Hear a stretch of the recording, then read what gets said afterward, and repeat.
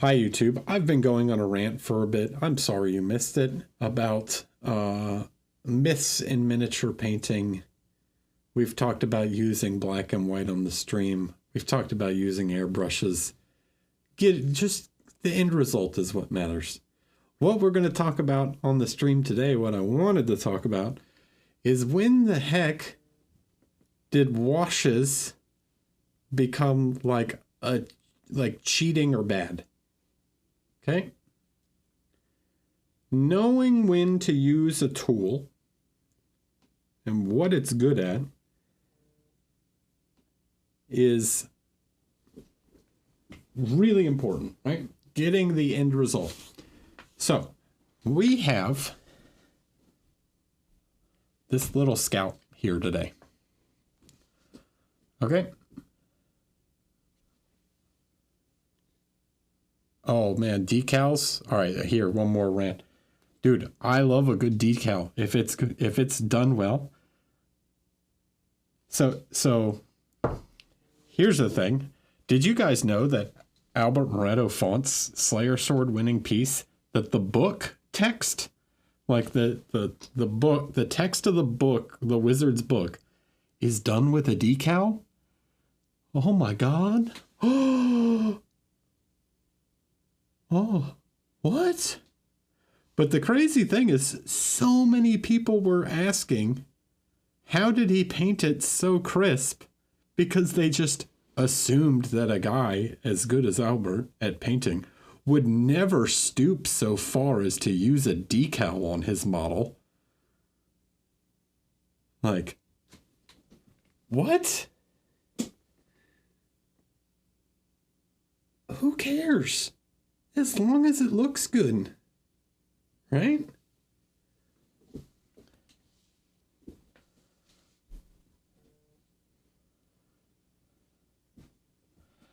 So we're going to paint this scout today. And this scout, right, this is a scout from Kingdom Death. Let's look at this model and just how much detail are on this model, right? Look how many details are on this model.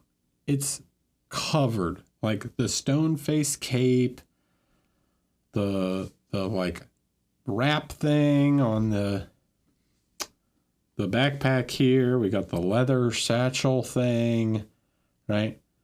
There's all kinds of straps and bones and whatever else. Okay, all these straps, more stone faces. Yeah. This model is a perfect time to use washes. This is what washes are good at. Okay? Like this face, this cape, I could paint it by hand. I could sit here and individually highlight every face, like paint the light and shadow, the volumetrics on every single face. Yeah.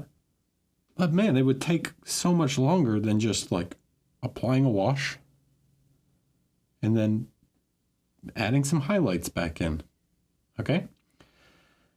So what do washes and things do well? You can call this slap or contrast paints or whatever. Call it slap chop if you want. I don't care what you call it. Okay. It doesn't matter. What do they do well? They fill in the recesses, okay?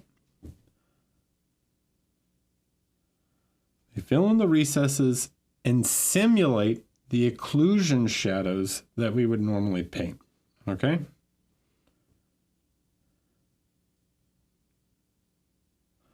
Actually, you say Sergio, but I would say Angel. I think Angel's even better with an airbrush.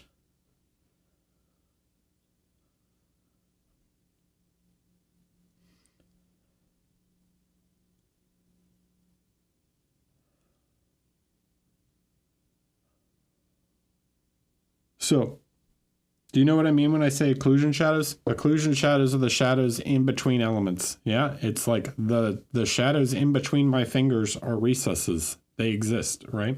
So, occlusion or the little darker shadows and the wrinkles of my knuckles, right? Those are occlusion shadows, okay?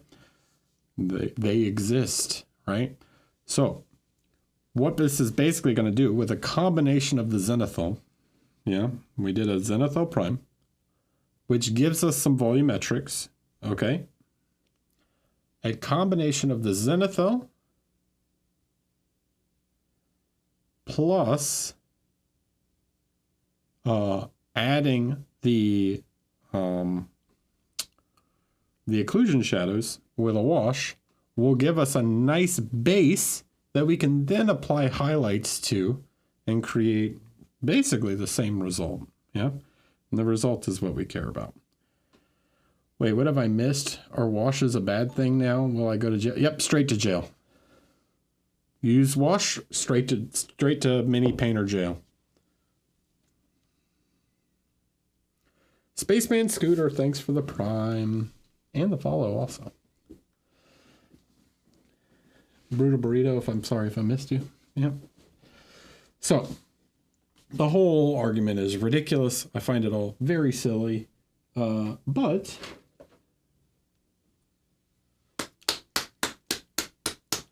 it's just more mini painters that are honestly not to the that I wouldn't be taking advice from anyways, telling you the correct way to do things. This is the right way to do things. Don't dry brush. Dry brushing is bad. No, dry brushing is great for certain things, okay? It's all got its uses. It's about how you're trying, it's all about the result you're trying to achieve, okay?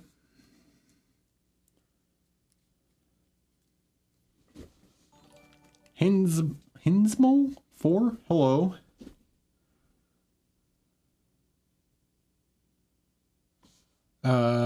Do you add a matting agent when doing a Zenithal if you're doing a wash, or do you want the satin finish and ink gives?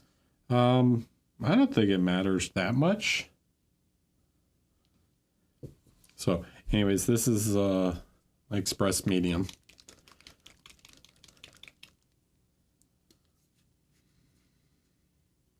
Hi, I saw you on my PFP and thought I'd learn a lot from you. What is PFP?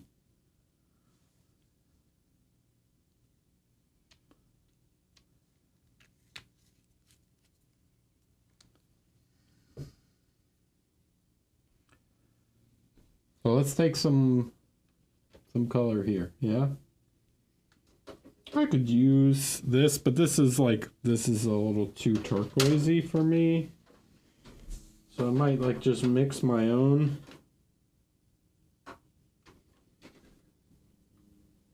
Yeah, maybe I'll just mix it with some black.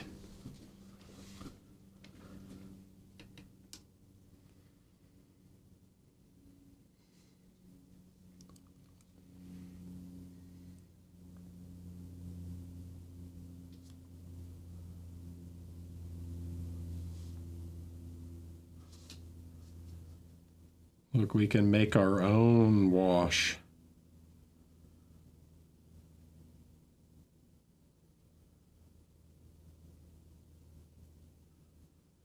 Oh,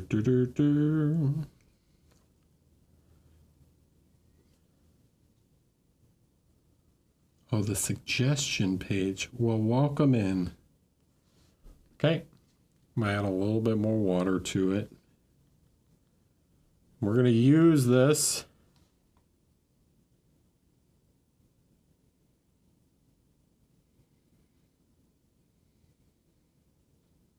to just start to pick out the details, you know? Like,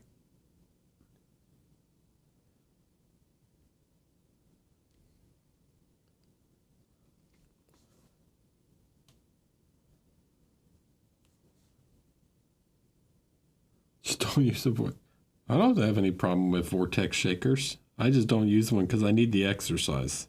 Okay, this is the exercise. Shaking paint bottles is the exercise I get.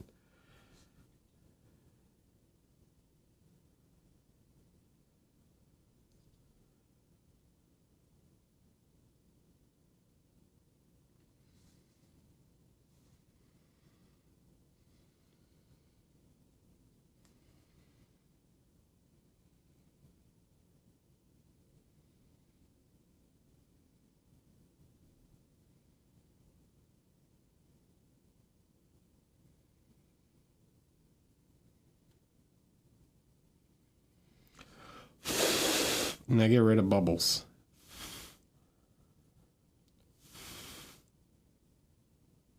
Okay. Wow, would you look at that?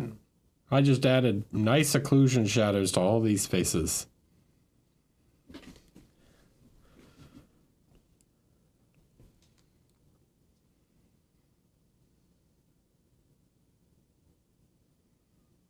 I can do another glaze over it, you know?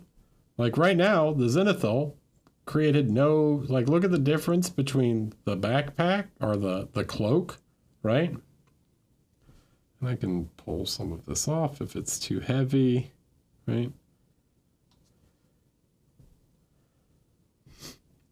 Yeah, look at the difference between the backpack or the cloak and the base now.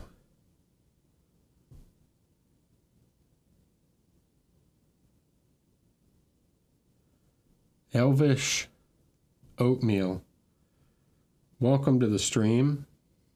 I don't answer questions on what colors I use because I don't, you missed the earlier when we went over it. Literally, it doesn't matter.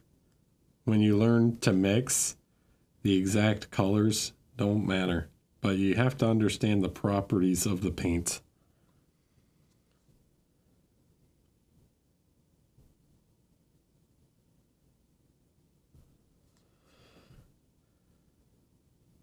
So look, now I can do the same on the base, and I start to create, yeah, all the little shadows in the base, okay? And I could start with a darker tone or whatever, but this can get me quite a far ways, right? Now, is this method good for everything? No. The funniest thing I find about does another monopigment print, yeah, like Liquitex or Golden.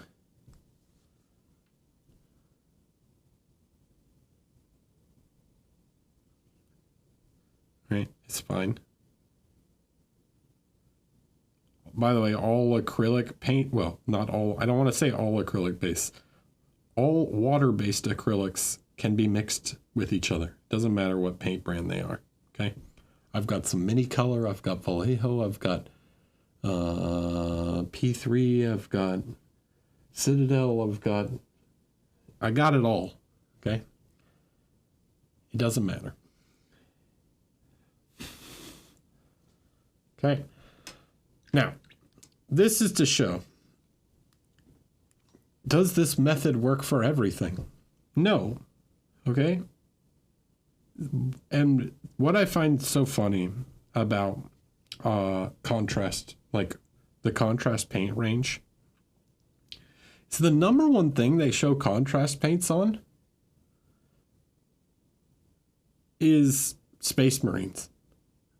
And Space Marines are the worst thing to use contrast paints on.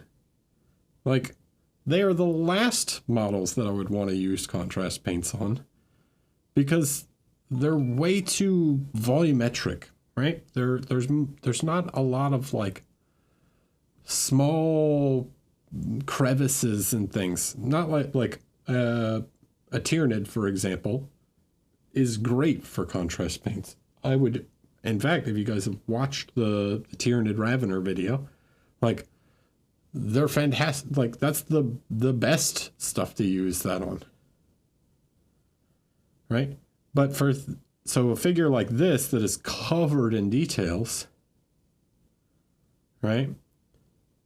Things like the stone faces, things like all these leather straps and stuff. This is what this does well, right?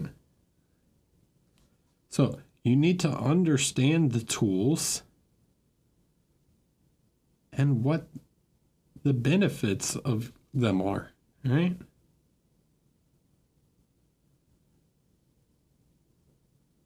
Like, could I have done this by hand? You know? Could I have done this through layering? Sure. Would it have been as fast or even as good? I don't know. That depends on how much time I take, right? And I can do another layer on top of that, and I can do another layer and another layer.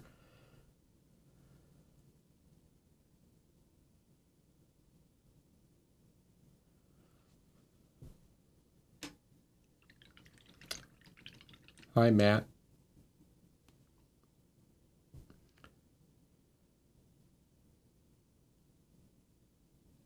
Huh? I may have missed it, but did you add a what? A surfactant? I've never heard that. Oh, it's not water and paint. It's a contrast medium, express medium, contrast medium. It's the same stuff, right?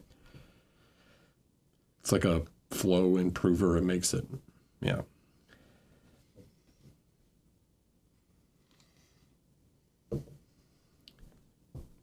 It's just black plus this.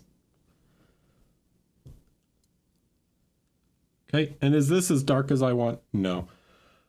What I will do is I will do this probably a couple more. I might do another layer and then well, I gotta let this dry first, and then I'll probably do another layer on top.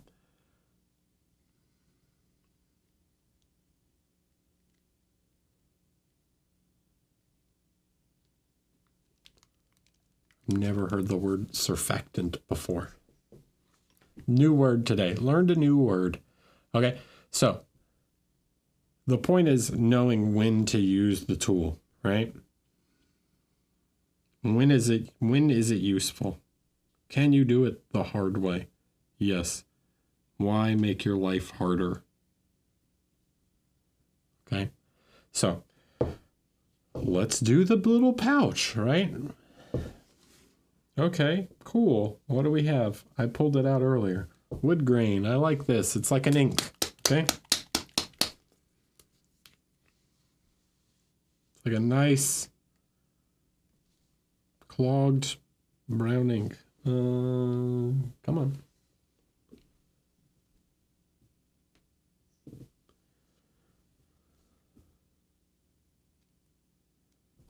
Ugh.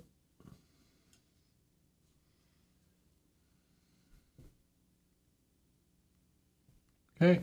Now I don't want to use this directly. It's not gonna flow enough, right? So I'll do the same thing. I'll mix some of this guy with this. Nobody got time for that, Baldwin. I got painting to do, not cleaning to do. Okay, so I'll take like probably 50-50 of this guy, because I know that this one flows a little better than just pure black, right?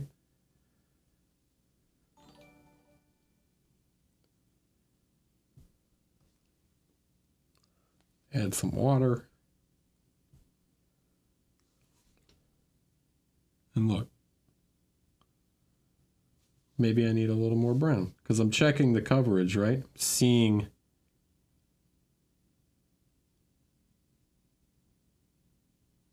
how it's flowing over top of the surface. And this might take more than one layer, right? But sure is faster than doing it by hand in this case. Yeah, it's not brown. It's not as brown as I want it to be.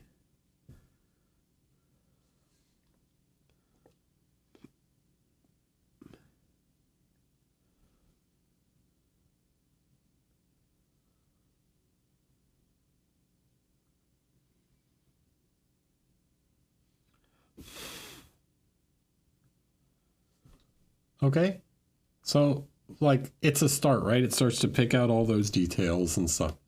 There is nothing wrong with this method.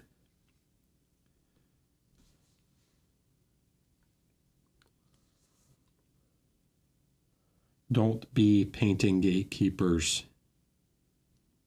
Hey, let's paint some straps.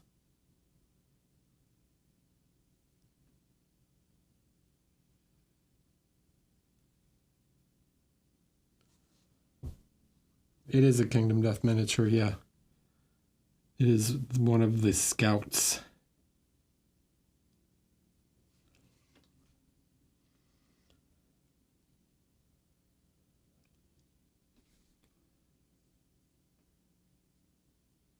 Especially when it comes to just getting tabletop minis done. I mean, for me, it doesn't really matter. I don't care if it's for tabletop display or whatever. But, like, if you just want to get your figures painted, like, yeah, you can get really good looking results just like this. There's nothing wrong with this.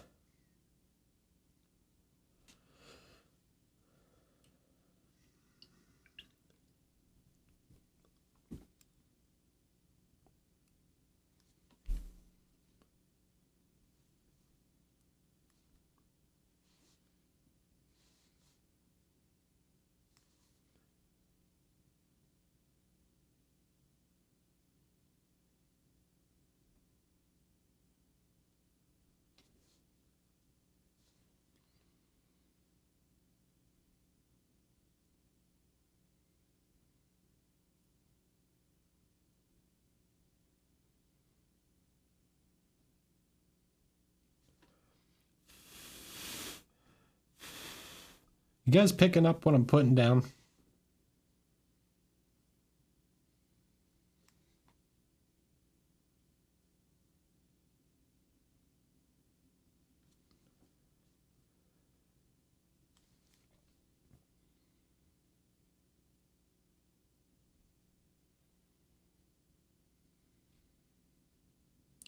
Stop buying into these hard rules, okay?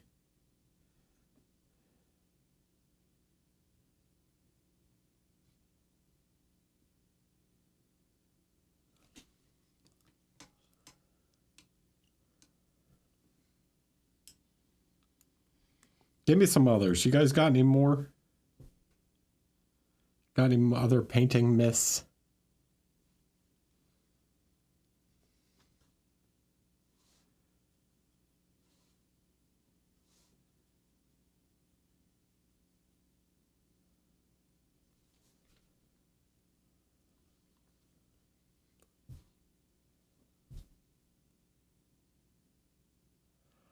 Actually, Nerdy Tokyo, I can't do it at this Adepticon. It's already planned, but I am doing one in Maastricht, which there are still tickets available for. Maastricht?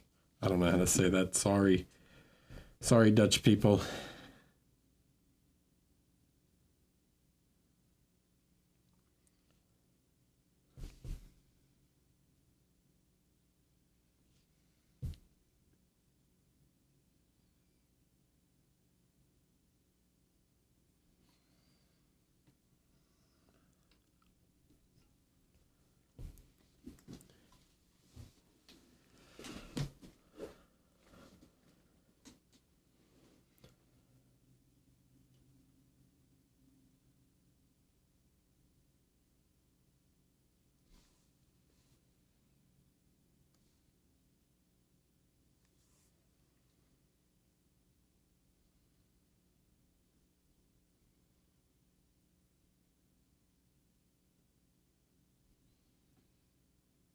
Look at all these little tiny straps, all right? I could paint every single one of these little straps by hand, one by one, having so much fun painting leather straps. I'm using a size 3 right now. Or I could just get some wash on them. And get them defined, right? Then I could go back and like individually highlight them or whatever if I wanted to.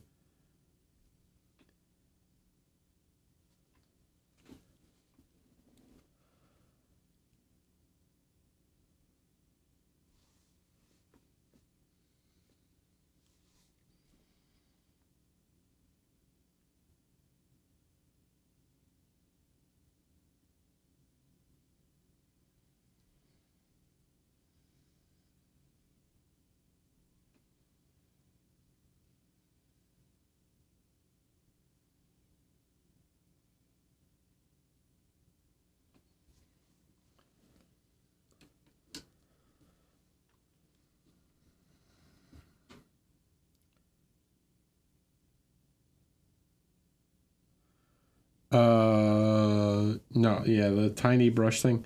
Now, there's a lot of factors when it comes to brushes, okay?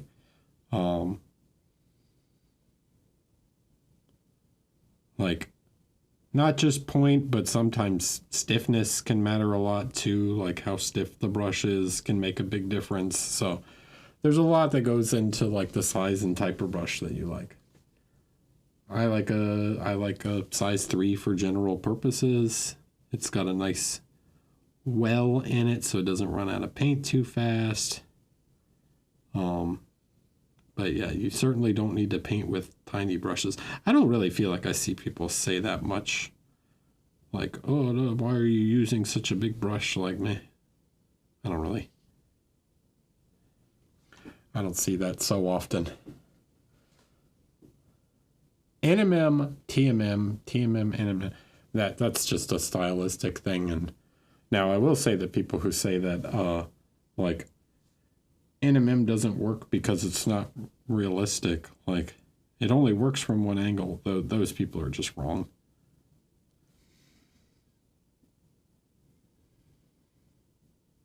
Like, that's just a bad, incorrect justification. You can prefer the shininess of NMM. Like, if you like the shiny effect, that's one thing. But saying that NMM only works from one angle is just incorrect.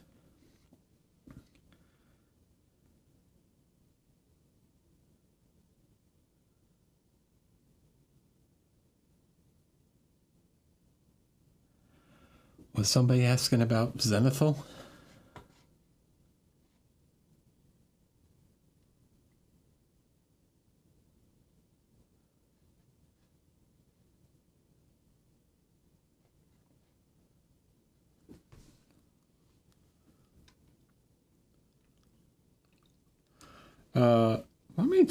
Let me explain Zenithal real quick. I was explaining this to one of my private coaching people the other day. There's two ways to Zenithal, in my opinion. There's two ways, nerdy. Two ways to Zenithal. You can Zenithal like this guy was, which is a global illumination. Okay, that means like it was sprayed from above and from like this. So it's like the light is like a big soft box on top of him, because he's not supposed to be under like a direct light source. Okay? Nah, it's fine. It was just a question he had. So you have either a big global illumination, which is like you imagine like a giant, basically like he is under the lamp right now, right? Like you see my hand's not casting a shadow. So you have either like a big soft box, which means you spray from the top and kind of spray around a bit, depending on how deep or whatever shallow of a light and how soft you want it. Like you can lower that angle to like 45 degrees and kind of spray that way, or you can do it from like 60 or whatever. Then the other type is like a directional zenithal, which is, I don't think I have any to show you, but I've shown plenty before, where you spray from like one very specific angle. Okay, so you're either trying to simulate like a directional light, or you're trying to simulate like a soft global light. Okay, that makes sense? I hope so.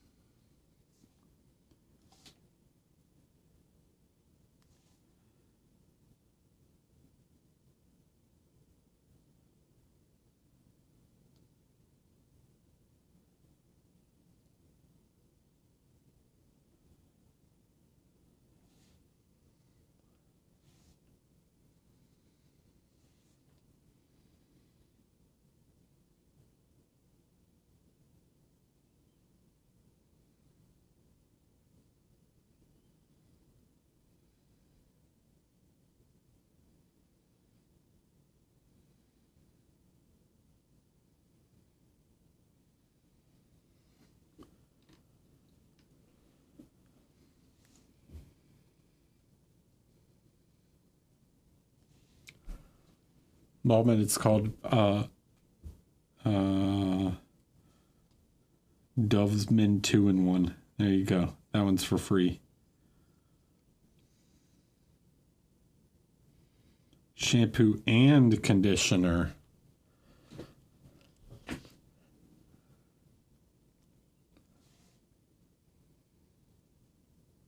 Actually, in the case of today, yes, it is. I just woke up like that.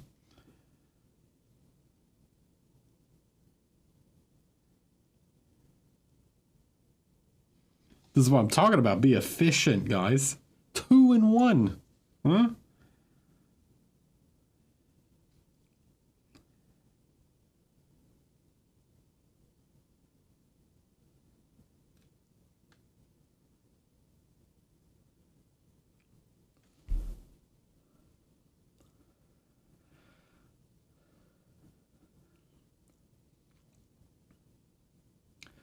Just a curious question. For competition, using a wash, since you have less control and paint accumulates a bit more in some places, can't you be penalized for that? Maybe judge can think it's an error. I'm not saying like this is done. Yeah. I'm saying this gets me to a step faster. Right?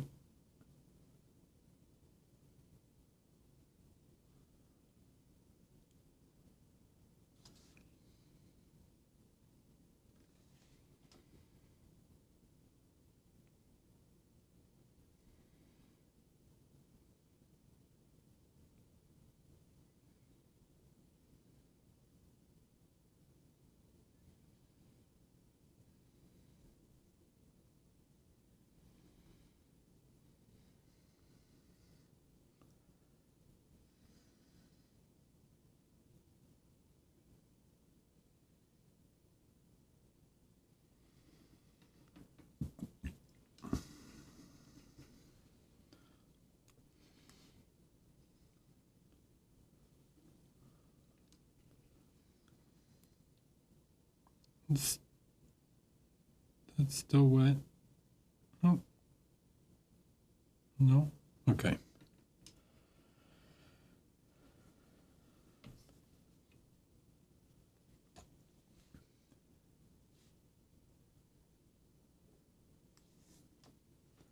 What's this model or character's name? It's the Scout.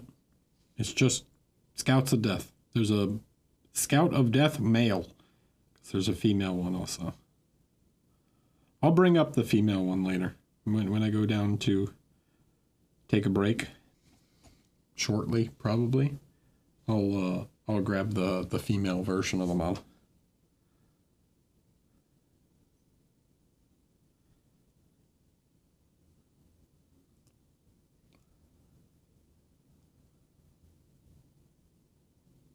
Speaking of in-person competitions, are models just looked at in hand or do they examine pictures? No, you just look at them in hand.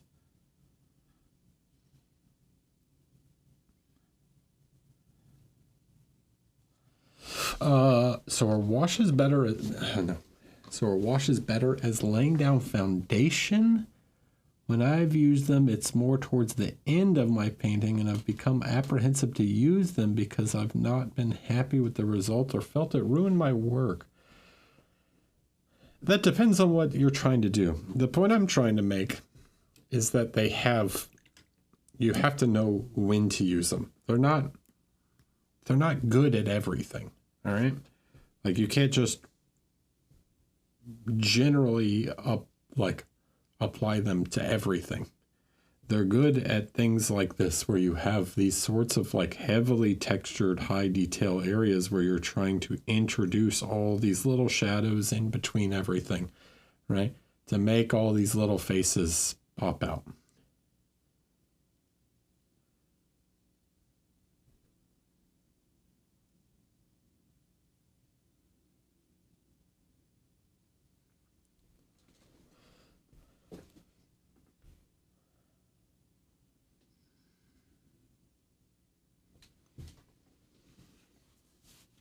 Right, if this was smooth, yeah, I wouldn't paint it with a wash, but it's not smooth.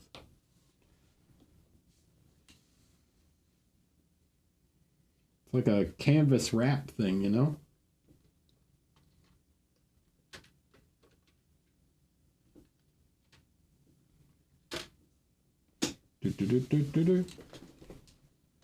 Where am I looking?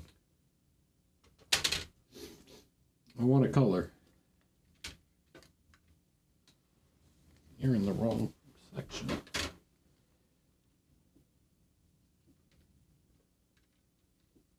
So are you. You're in the wrong area. Here we go. Some smoke, and let's take a little like camo green sort of color, like an olive drab kind of thing, right?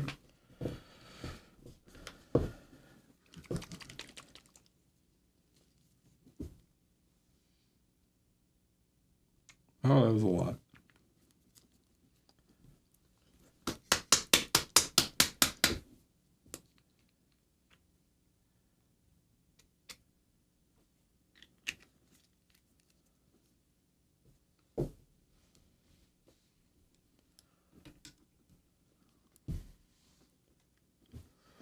What? Question, why did you prime the mini in white instead of black? Because we're using transparent paints over top of it. And you can't use transparent paints over top of black. It wouldn't do anything.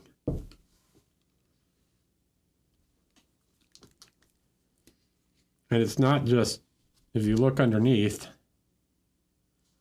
it's not just pure white.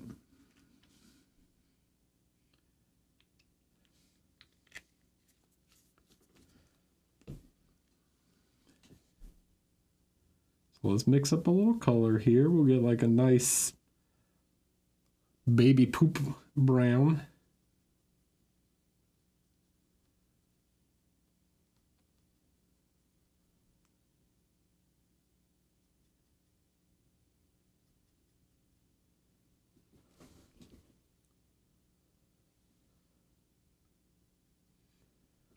What?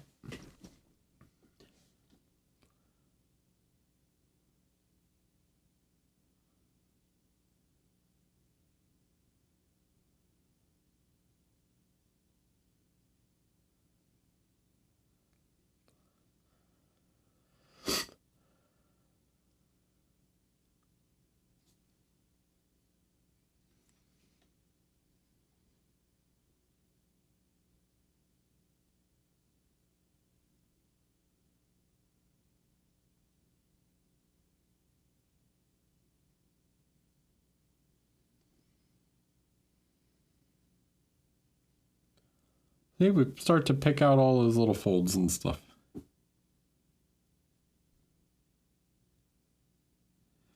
Sometimes it might take more than one layer, right? Because the white right now is still still showing through a lot. So we might have to go darker, but it's a start.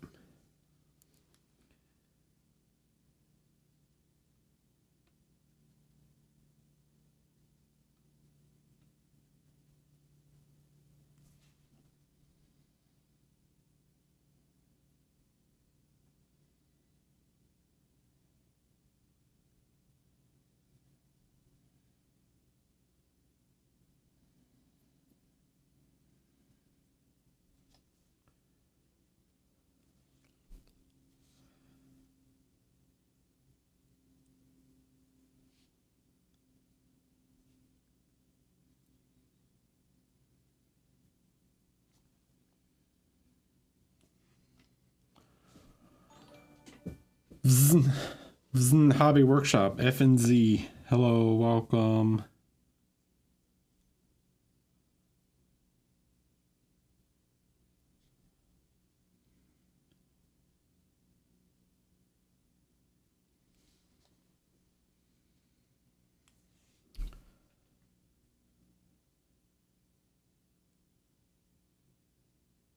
Another myth is you have to paint. No, I don't think.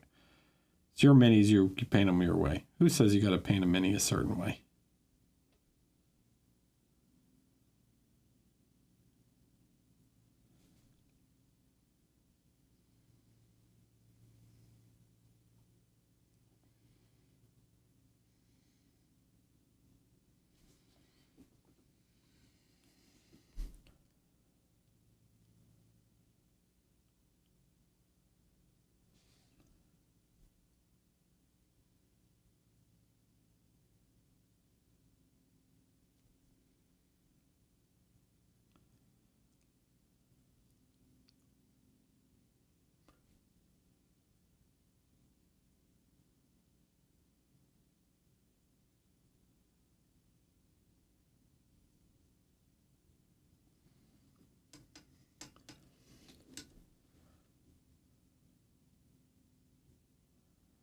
Smoothness?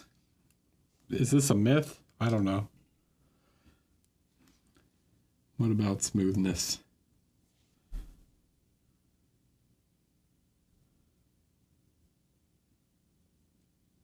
Smoothness is just a texture. Or lack thereof, I guess, in that case. Sometimes you want things to be smooth. Sometimes you don't.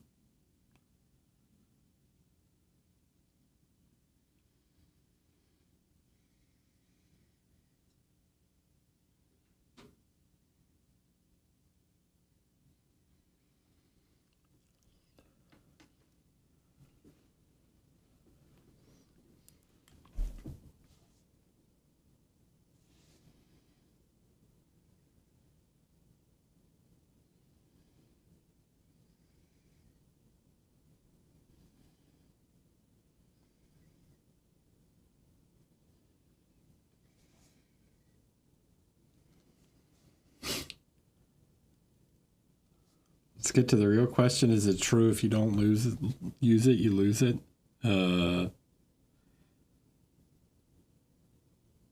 No.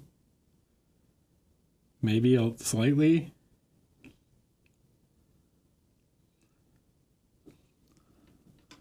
I think you can be out of practice.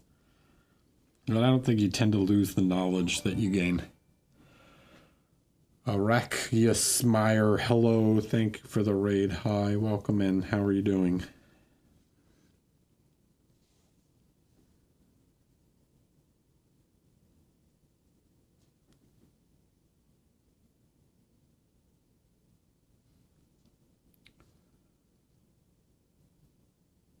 Yeah, I think so. I think that's what we were talking about.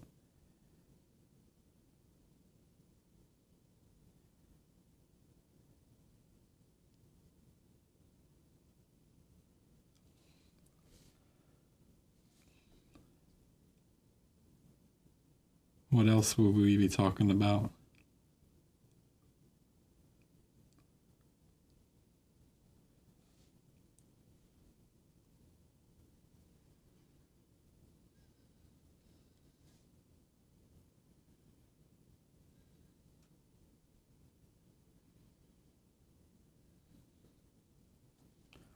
Right. So anyways.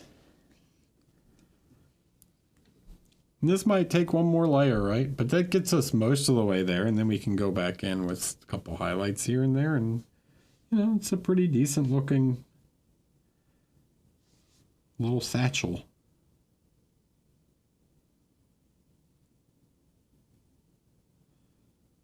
And especially if you're like moving around, you know, if you're doing a figure like this, or even batch painting, like, because you can't work on these as like, you can't do multiple layers as one layer is drying, right? You gotta let it dry and then apply another layer. But if you're doing like 5 models at a time or something, right? Like you could knock this method out really fast. And it works.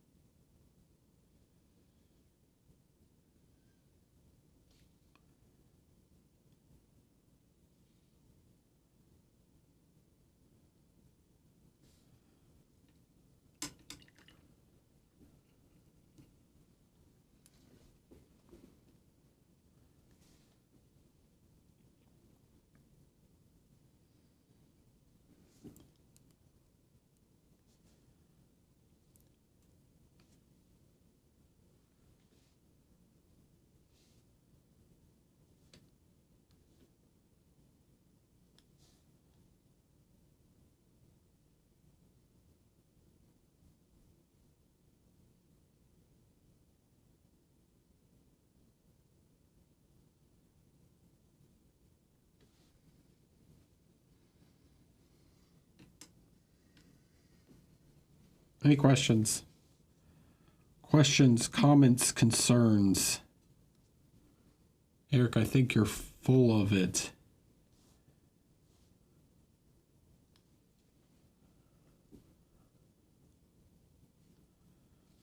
What have been my favorite events to judge? Wow. It's work. I don't know. I don't know how much fun it is. There's certain people I've really enjoyed judging with. But I don't want to name names because I don't want to hurt anyone's feelings that I have judged with, you know, that.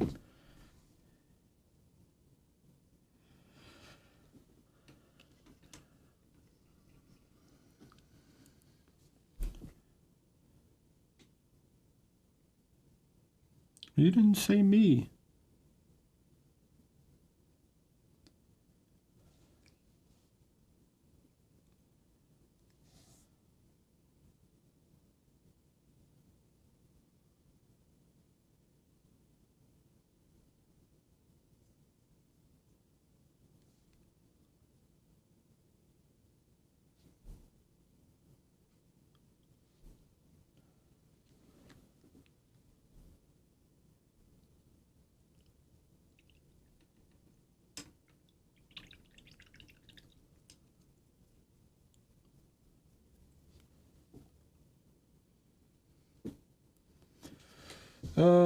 What's the feedback that people don't ask for enough when they submit to Feedback Friday?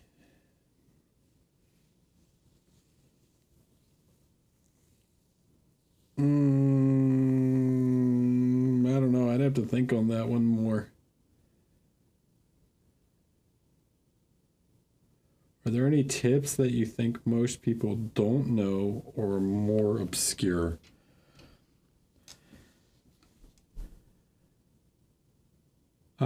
I mean, there's obscure stuff that I've talked about before that is like more high concept stuff.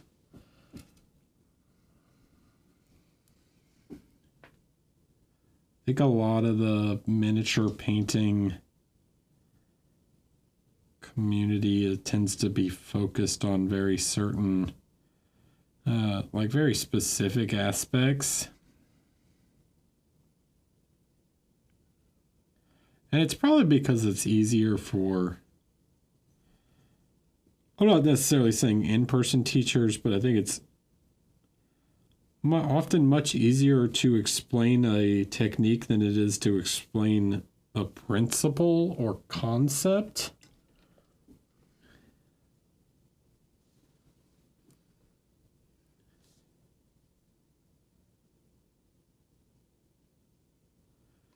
I have a question. Is there a way to change the value of a color without changing the saturation? No. What? No. That depends.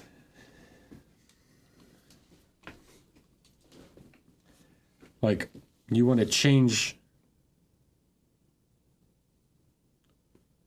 the value. So you want to take a magenta and make it a lighter magenta.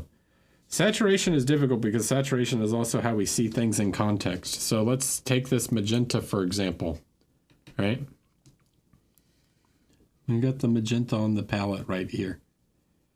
Yeah, you could, I haven't changed this at all. This is the exact same paint, but as I thin it out, you can see that it's more magenta, right? But the white, it's showing the white underneath, and the white is reducing the, technically the white is reducing the saturation. But because this is so dark, we often see really dark colors as less saturated. Like really low value colors, because we have a harder time as a color gets, a color can be extremely chromatic and dark, right? So a color could be hyper blue, yeah, but it could be almost black, like a phthalo blue, right? Often appears nearly black. Yeah, like when you see this, this looks almost black, right? This is super blue. It's like super chromatic blue. But when it's thinned out, it will become like you add white to it, right? And it'll become much more blue. It'll look more saturated. So saturation is contextual.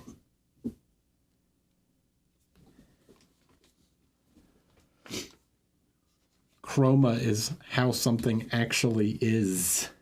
All right. I'm going to be right back. Take a minute, and then we'll keep going. BRB. Guys, I can't find the model on its Kingdom Death. Can someone link? Yes, they're part of the Gambler's Chest.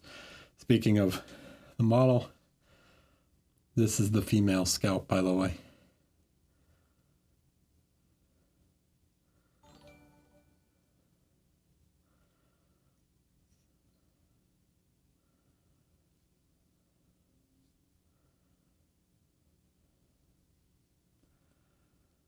So, the male and female versions. What is that? Mouth. Hi, welcome. Thanks for following. So, this is what we're doing on him.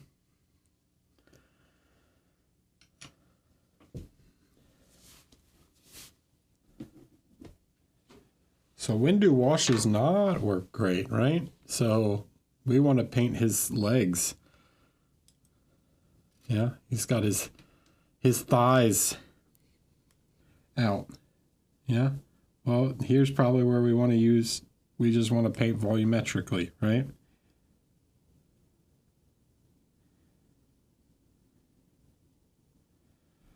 Wash isn't really going to help us do this part because there's not recesses. We're not trying to paint a bunch of occlusion shadows. We're trying to paint more volumetrically, so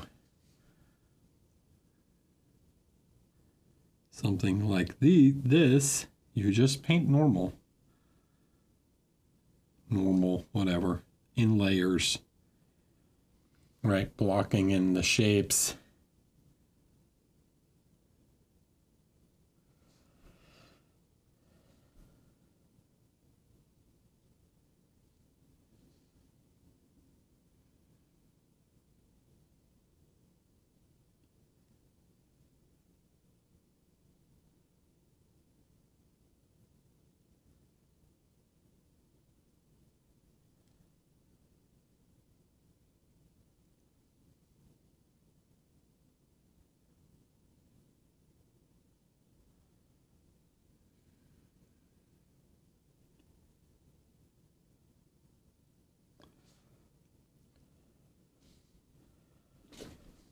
Someone asked, would you ever paint the Gambler from Kingdom Death? Yes. Would I? Yes. Will I? Yes, eventually. I'm going to paint them all. I will eventually paint all of the monsters. I'm about halfway done with my monsters, with the bosses that have been released.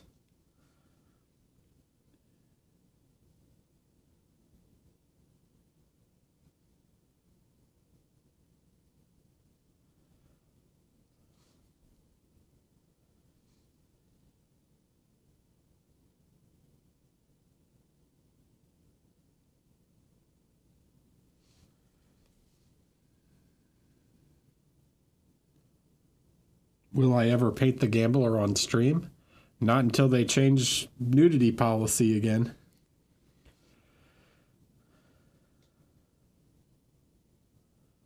Yeah, Ivory Dragon's another one that would be pretty tough to paint on camera, considering Twitch might have a problem with it.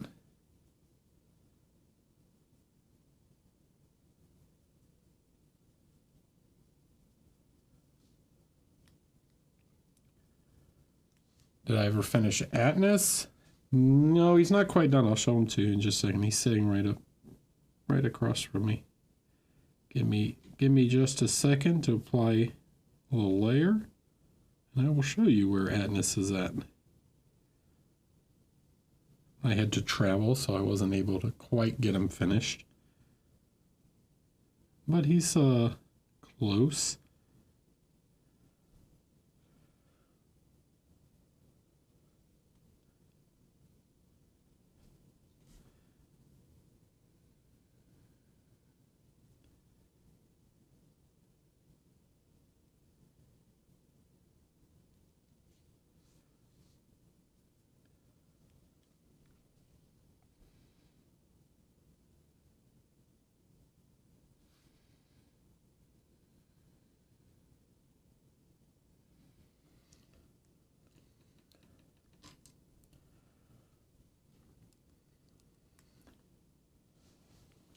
I gotta zoom out.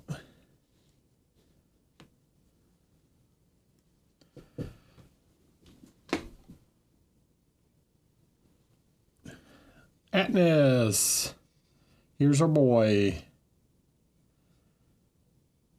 I gotta finish the tentacles.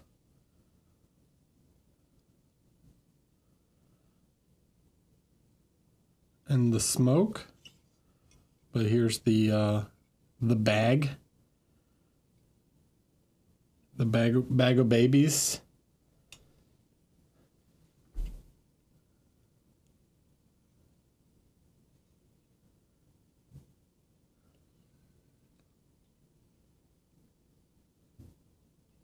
So, yeah, he's pretty close to being done.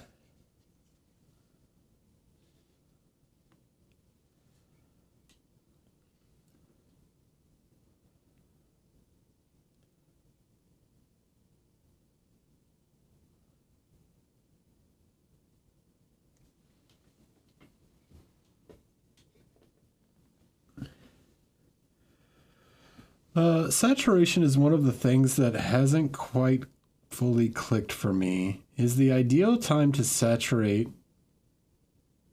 when you want the color to have a higher value, say for shadow or details around the original color? So here's the thing with saturation, right? So like I was trying to explain, typically we see the most saturation in color in the midtone because we have a hard time distinguishing saturation in shadows, right? Like when it gets closer to black. So a lot of times the shadows might actually be the highest chroma, as in like the darkest, like the most amount of pigmentation might actually be the highest saturation, but it's difficult to perceive that saturation because of how dark the value is.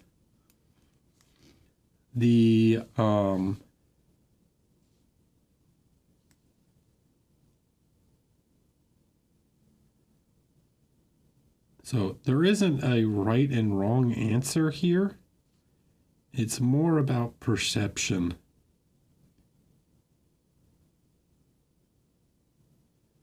I know that didn't quite answer your question exactly because it's another one of those, well, it depends, but yeah, it has a lot to do with like how you perceive certain things. Does that make sense, Jared?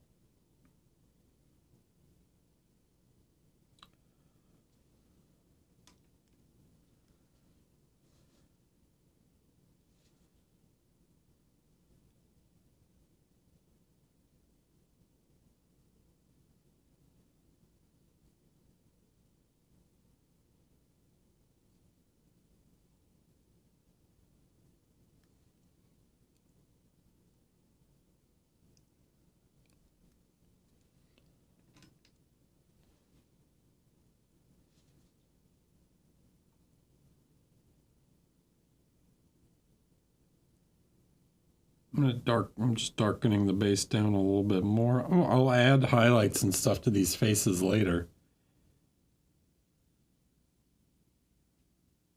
And I'm just trying to get them to a darker value. Have I ever put a funny little Easter egg in any of your work? Yes. I have put little Easter eggs in before.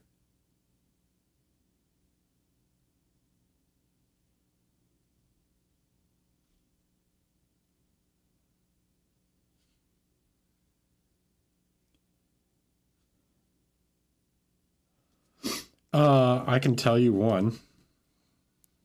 What is the name of the Grimkin battle engine? I never told Privateer Press this. Or it was a battle engine or I don't remember. It's a big house. So they did a big like haunted house thing for Grimkin.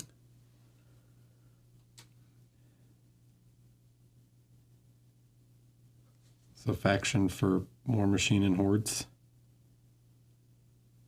Anybody know the name of it? I don't remember.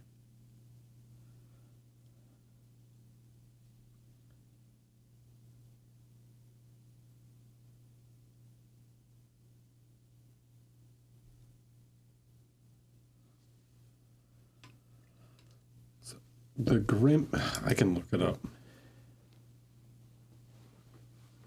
Hold on.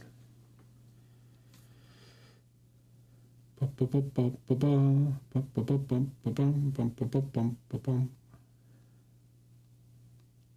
gotta scroll back a ways. I painted this some time ago.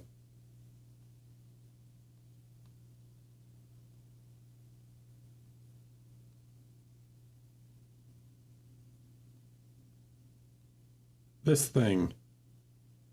The Slaughterhouse.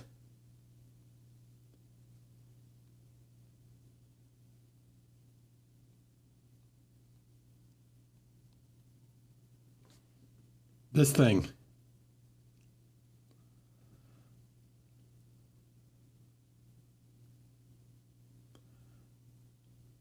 So there is a all the tombstones, these don't have any writing on them. These are free. This is all freehand.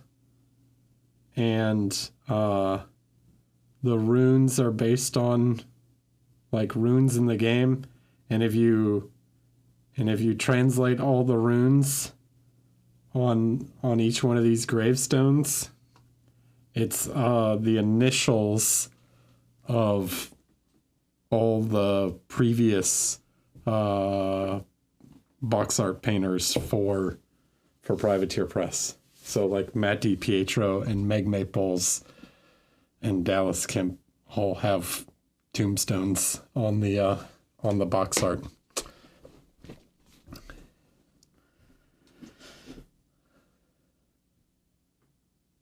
What painting competitions judge more techniques, cleanliness, and who are more for creativity and painterly? I think that's more based on judges than it is based on the painting competition itself.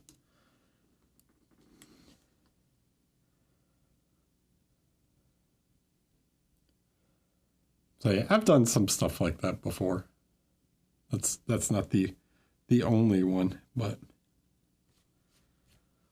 occasionally I'll hide little things.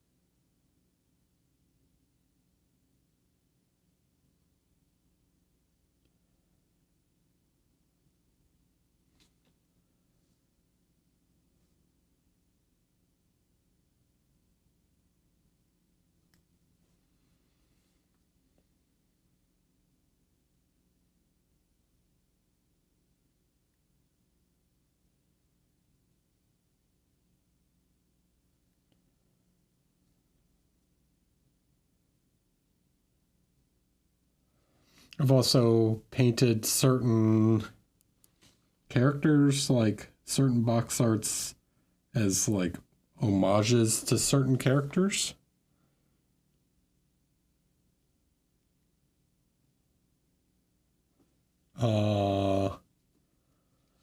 Let's see.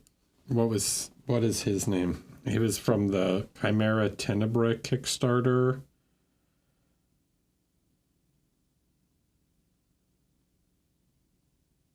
The second one, this guy.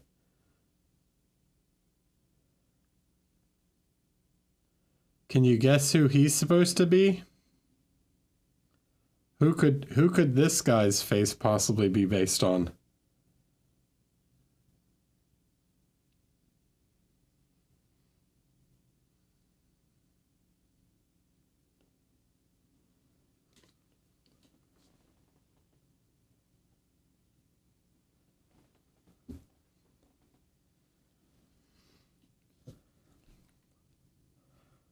Yeah, I don't think I need to worry about the same level of a surgeon burning their initials into someone's internal organs as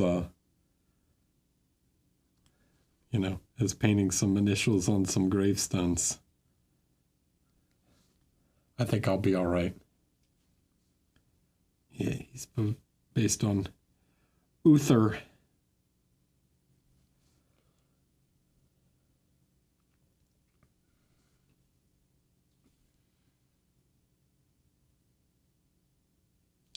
And it wasn't a joke against the other painters. It was an homage to them. My little way of remembering those dudes that all worked there beforehand.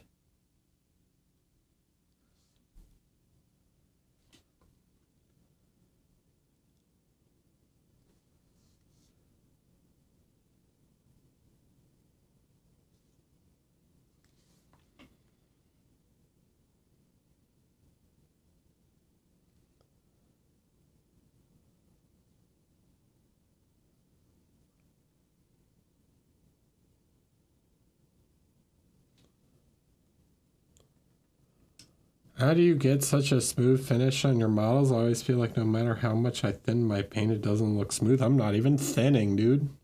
Well, I'm thinning a little bit, but I control how much I thin on the palette as opposed to, or in the brush, as opposed to like pre-thinning my paints. Really, the trick is just like apply paint and let it dry. Like, don't I make that mark? I'm going to make another mark here. Yeah, I'm going to let that dry. And then I'll go back over top of it.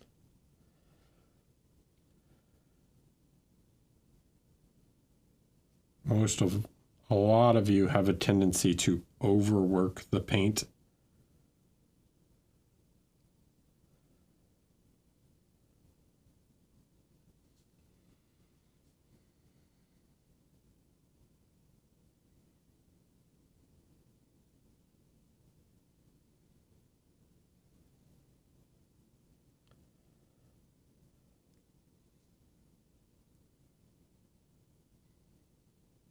See, now that it's dry, I can go back over it.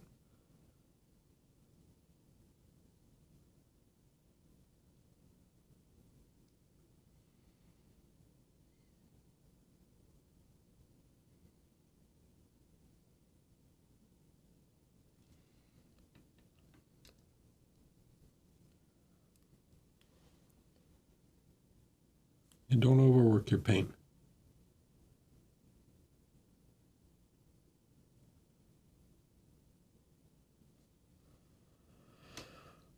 What do you mean by overwork the paint? I mean like scrubbing at it, like sit there and scrub at the surface. Like, I'm going to see, I need to blend this. So you sit here and do this. And you're like, meh. And then the paint starts to dry and you're still scrubbing at it. And it's just like, dude, just apply a layer and let it dry. And then you won't get like a nasty mark,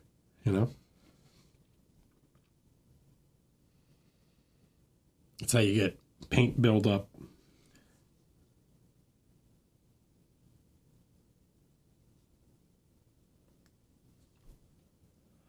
Would you say that also just comes with more experience in knowing how long to wait for a certain size of painted region to dry? I mean, no, a lot of times you can just see it. Like, you can look and be like, is it shiny right now? No? Well, it's dry.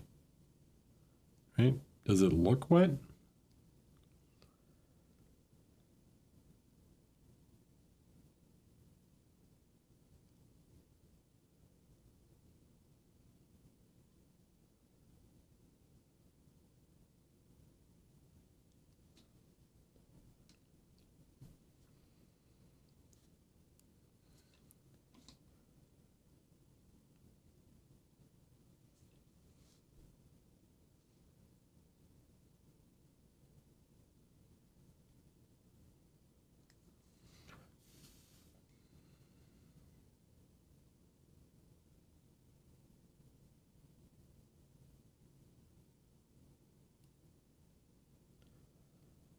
To get them quads.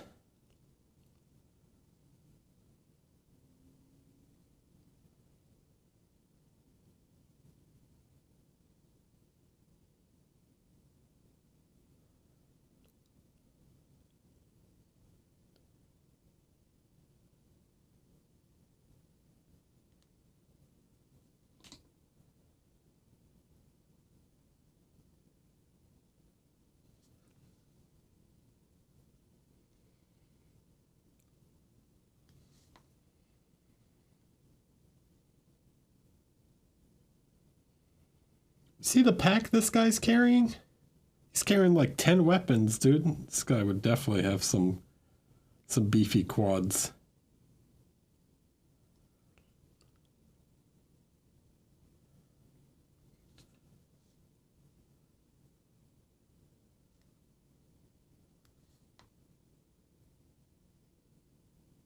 He most certainly does not skip leg day. Every day is leg day for this guy.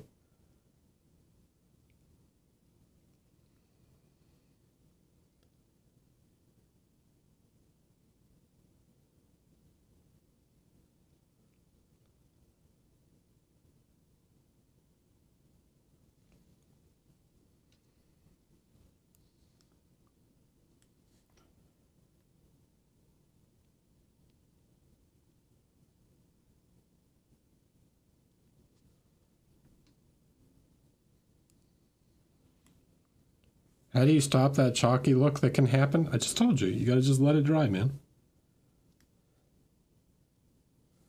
And also, I know I've explained this before, but stop doing this. Stop taking your brush and, like, when you load it, stop rubbing it off on the paper towel. Don't know why people do that.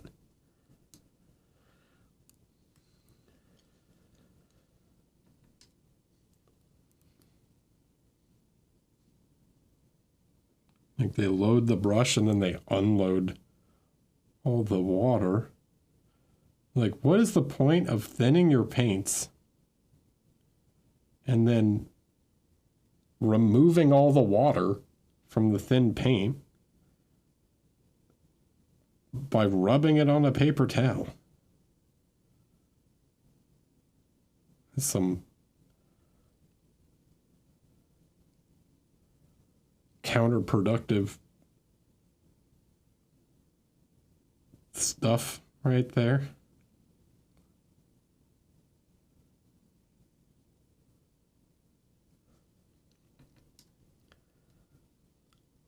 Trying to be clean, guys. We got some young people that watch the stream, I've been informed.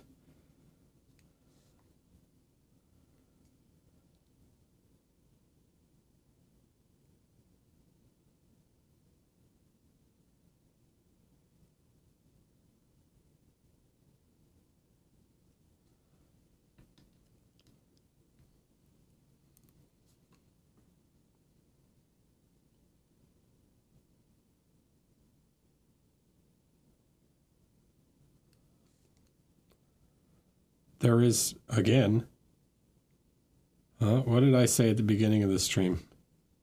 There is no hard rules. There is times to do it. Perhaps when you're doing a glaze, right? You're doing like, you're thinning it way down and you're trying to do a glaze, but there's too much water. So you can remove a little water on the paper towel and then apply it, right?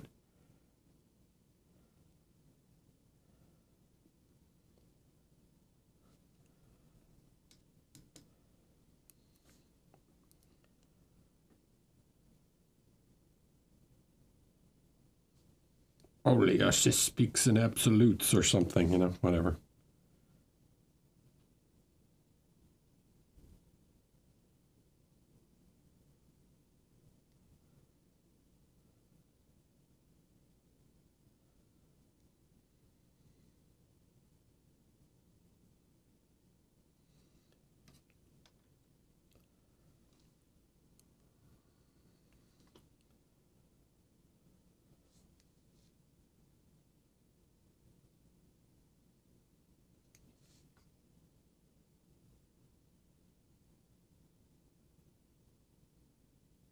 This guy rubs his paintbrush on a paper towel when he does glazes.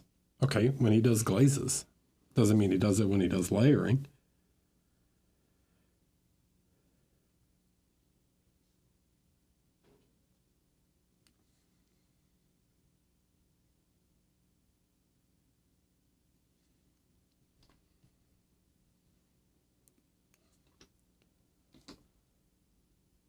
He's wearing a shirt.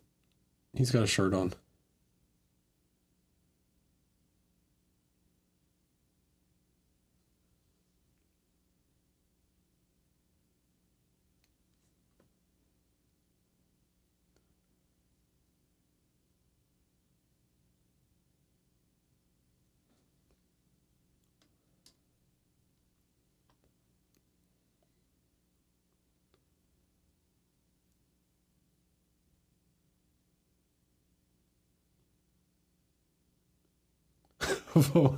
I feel like I always unloaded the brush on a paper towel because I had too much paint on the brush. I've since realized that I get to decide how much paint goes on the brush in the first place. Whoa. Yeah, and here's the thing. When you load too much paint on the brush, right? Like say I do this. And this is like obviously way too much paint. Yeah? Like this is too much paint, too much water. I can unload on the palette instead of a paper towel. Because you know what? The paper towel mostly removes the moisture first. It removes the moisture first, the pigment second.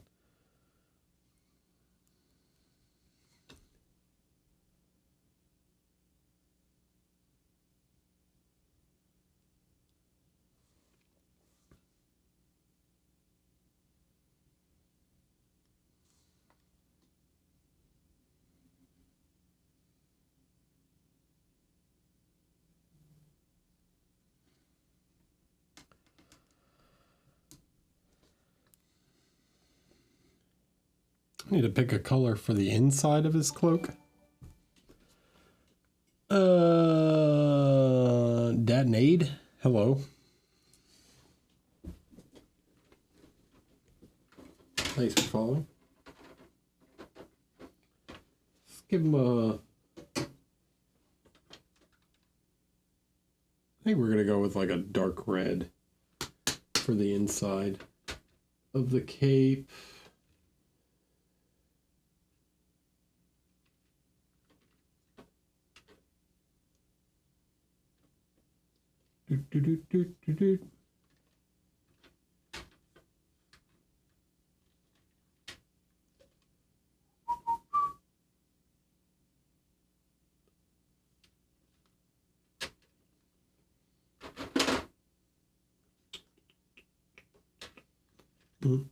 That's a brown. Tried to clean up my desk some, and now I don't know where all the colors are.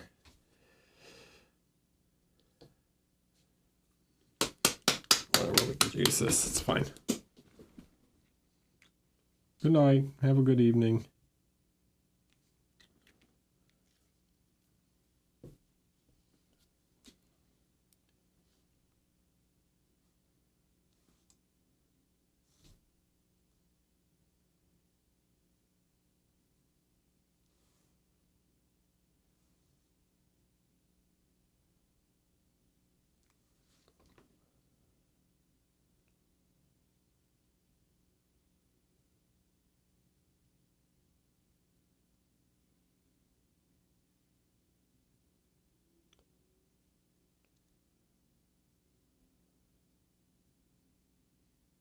some kind of quilted cape look.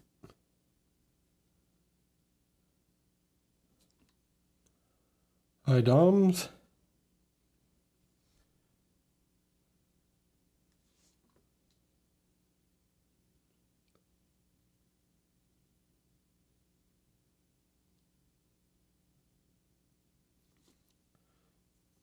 Sometimes the egg can make it a little difficult to reach some of this stuff that's like way underneath. I just want to get some color on it. You will never see it really while playing, but I like to get some color back here.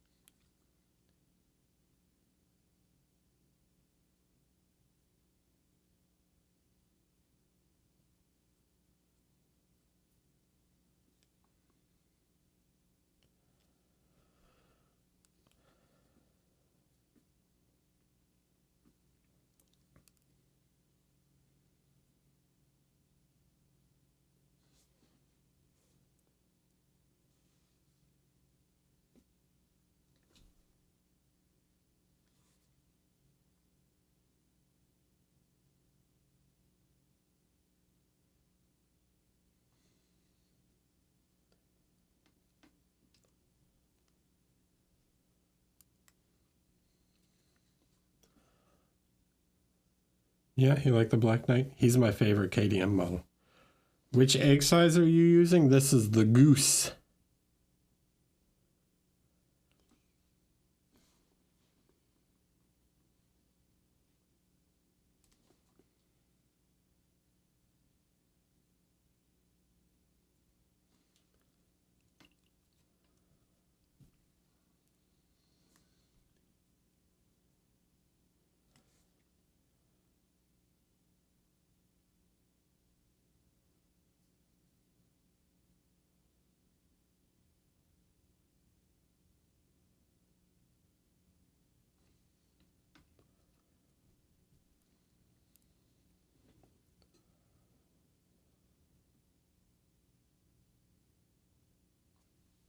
Just joined. This looks so good. Is this from one painting session or does it take several days?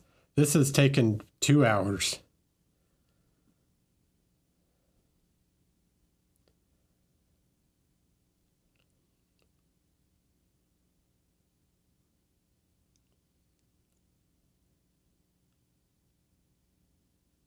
On the cream wrap on the back, is that just, this is just a wash. In fact, I need to do another one.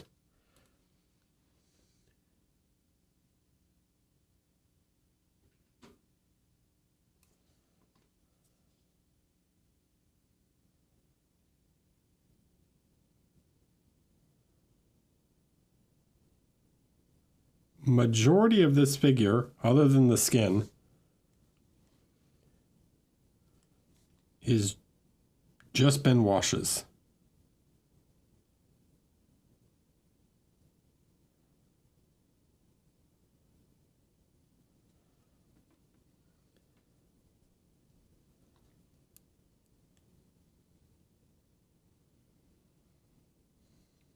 And we'll add some like individual ropes and stuff to this later to add more like detail to it.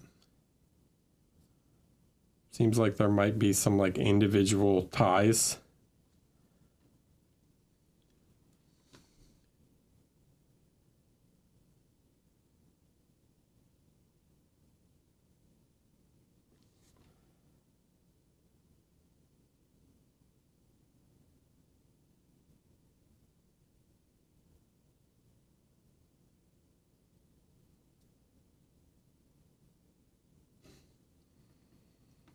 I keep pushing the saturation on the leather.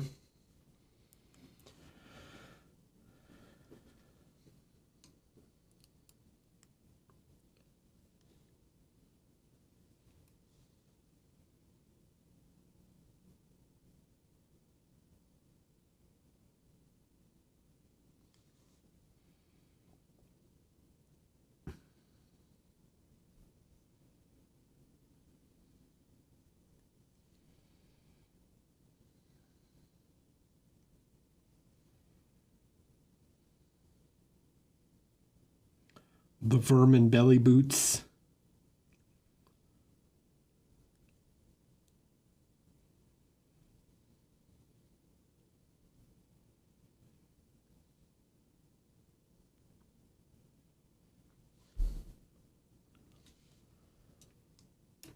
Are you using a dedicated shade paint? I'm just using paints mixed with some contrast medium or express medium, whatever you want to call it.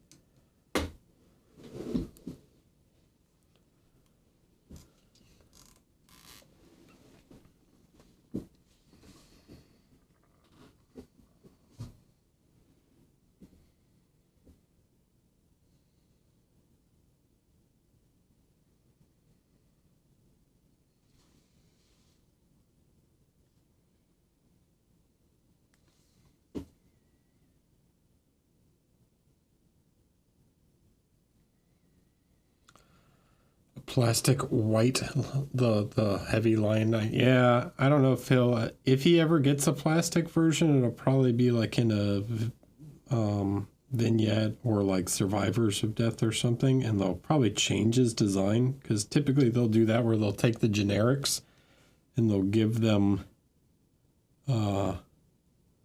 alternate designs in Echoes of Death or Survivors of Death.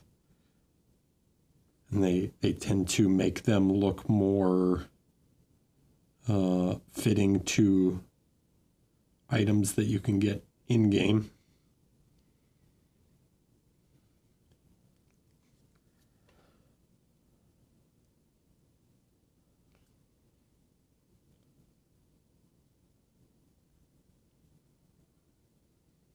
So I don't know what these are. They're like feathers or something. So I'm just going to black them out.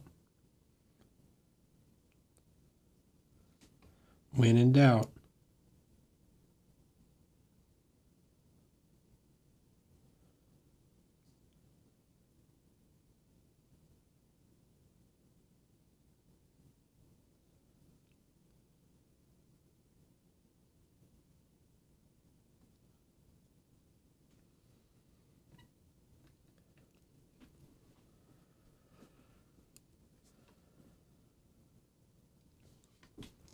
For the average painter, do you think the biggest piece of the general advice is just patience? No. I don't think there is such a thing as an average painter either. I think there's different types of painters. I think there's some painters who have better like general knowledge or conceptual knowledge, like theory. I think there's some painters that have better technical skills. And I think there's, in between, you know? So I don't think there is a good general advice. The best general advice I can give is practice. Just pick up a brush.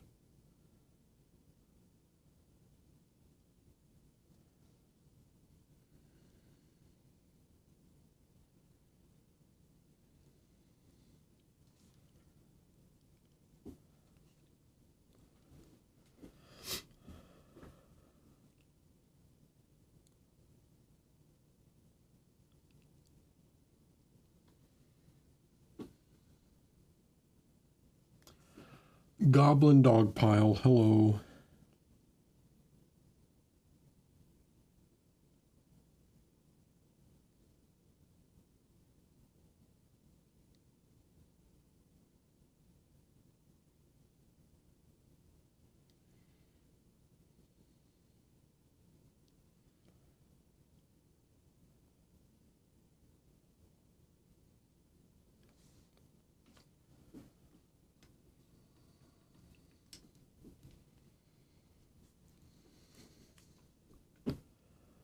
Yeah, man, you gotta just paint. Paint more. what's going to make you improve. All the theory, you can know all the theory, but you have to learn how to apply that theory. The only way of learning how to do that is by doing.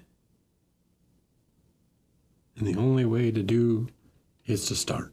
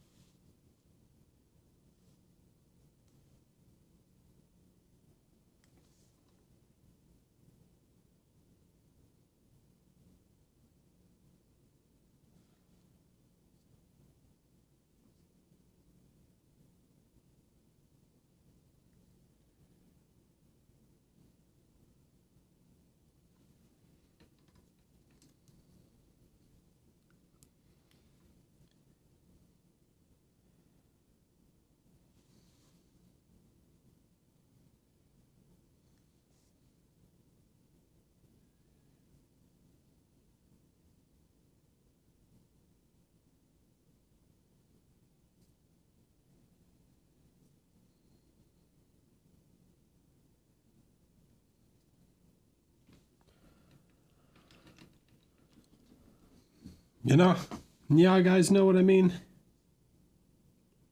You all know what I mean.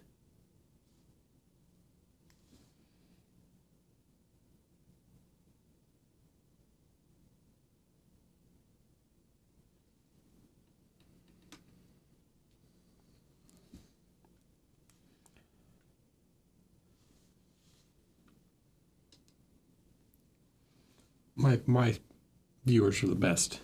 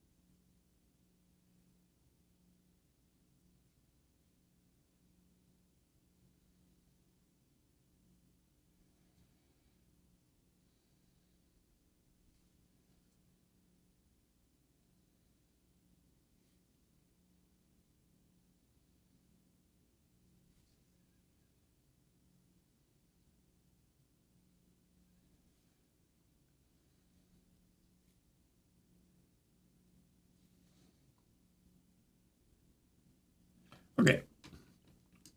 So, like that, right?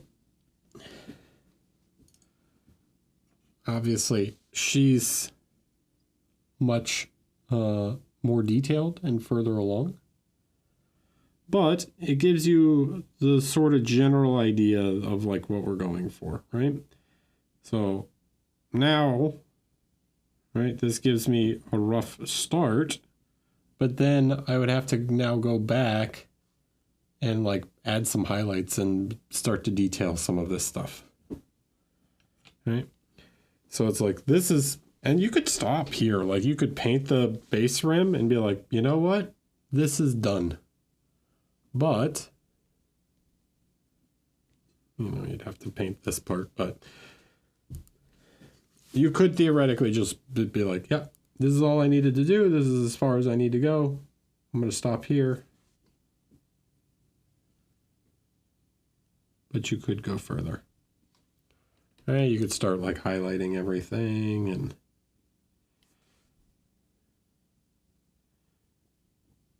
detailing elements more.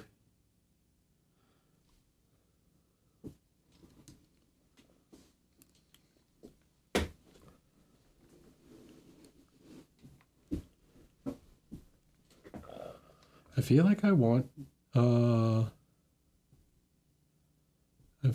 to paint more display style type display style stuff without having a competition attached to it, but also kind of have that thing some runners get where they only run when they're training for a race. You have to learn. I mean, that's fair. I find competitions can often give you like deadlines, right? Or like one of the reasons I quite liked competition in miniature painting. I also find this thing now is like belittling competition quite odd, of being like, I find competition in miniature painting silly. Like, do you? Because why? I don't find it silly, to be honest. There's competition in everything. There's award shows for movies. There's competitions for photography. There's competitions for music. Like, it's art. It does, like, making it competition is silly. Like, why?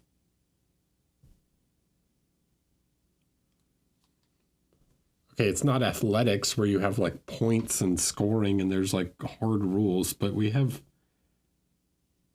competition for a ton of stuff that is subjective in nature.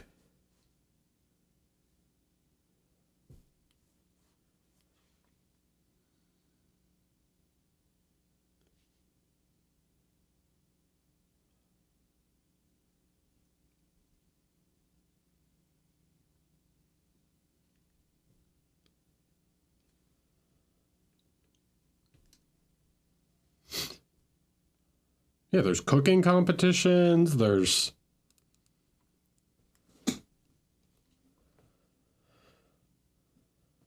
cooking is subjective, right?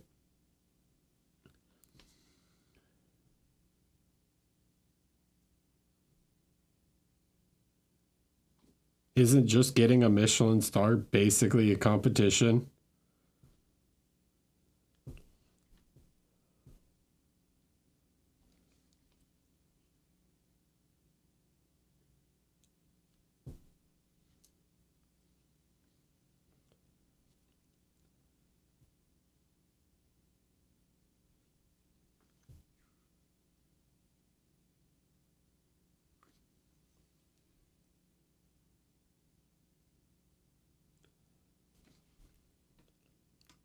Anyways, I find the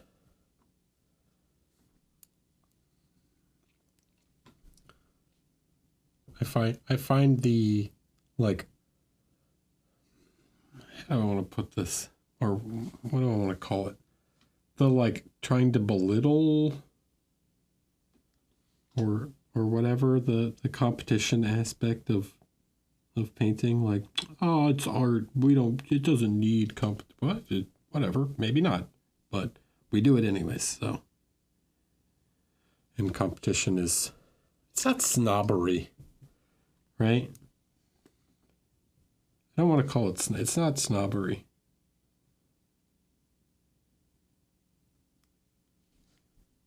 It's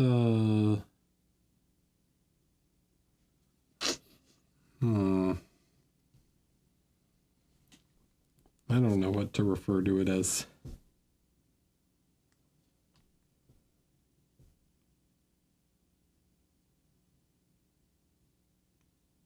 Just do it, spaceman.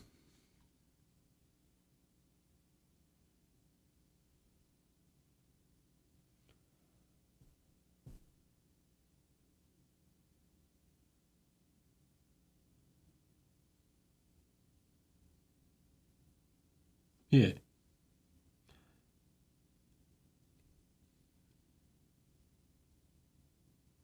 It's also a way to award people and recognize people, right?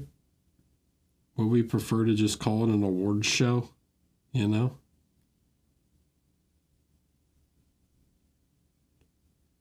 Like, we're going to do the 2026 Miniature Painting Awards. Like,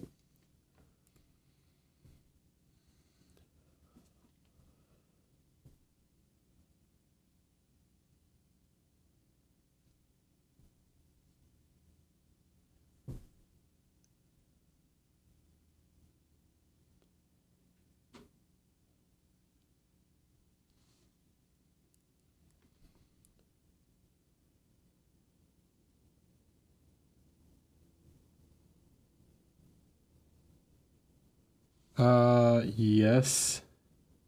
There used to be a category in Golden Demon. I don't remember what the name of the category was.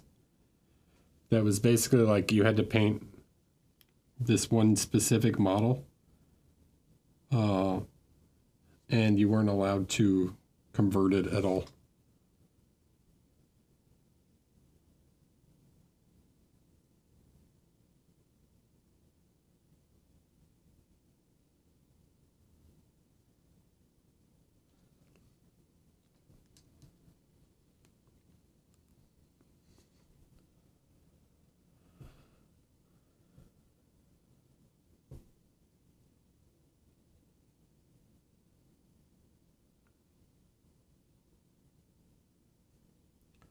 No conversions allowed.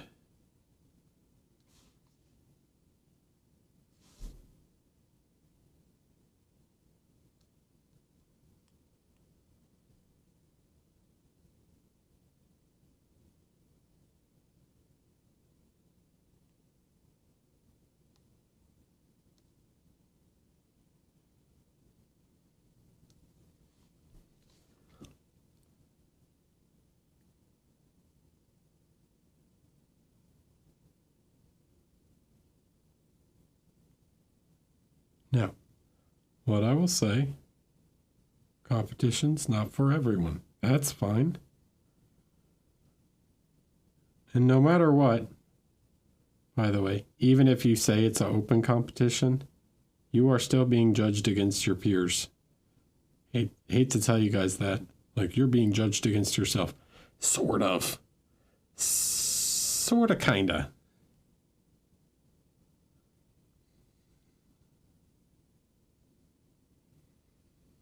You're still being graded on a curve.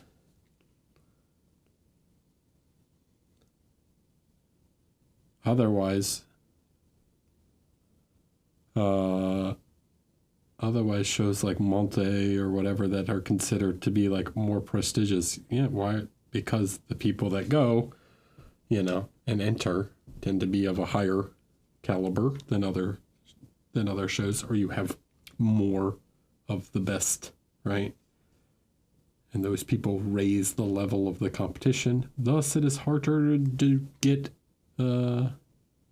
certain awards at a show like Monte. Eric, I need your chest opening of preference to improve as a painter. E4.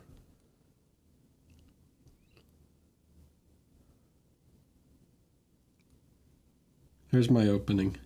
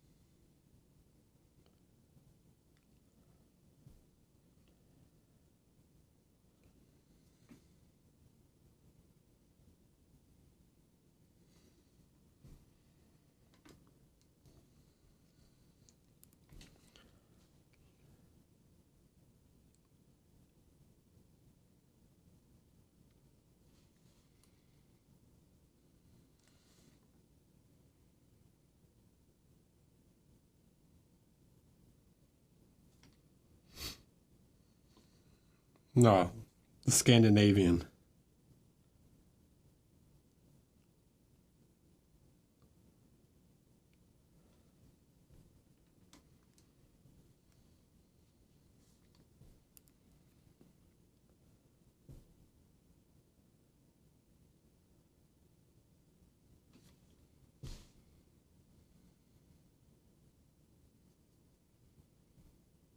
I don't even know if the Scandinavian uses a Queen's Pawn opening.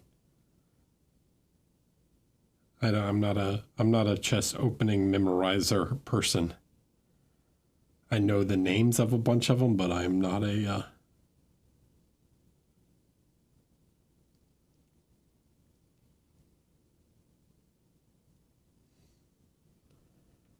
I know it's a defense, the Scandinavian defense.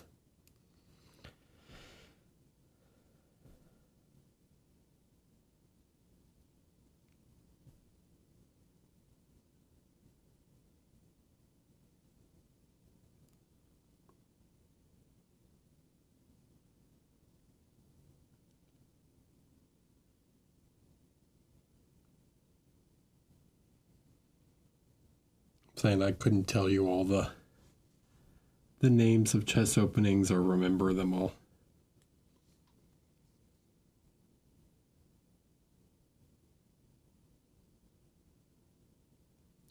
I'm a much more intuition chess player.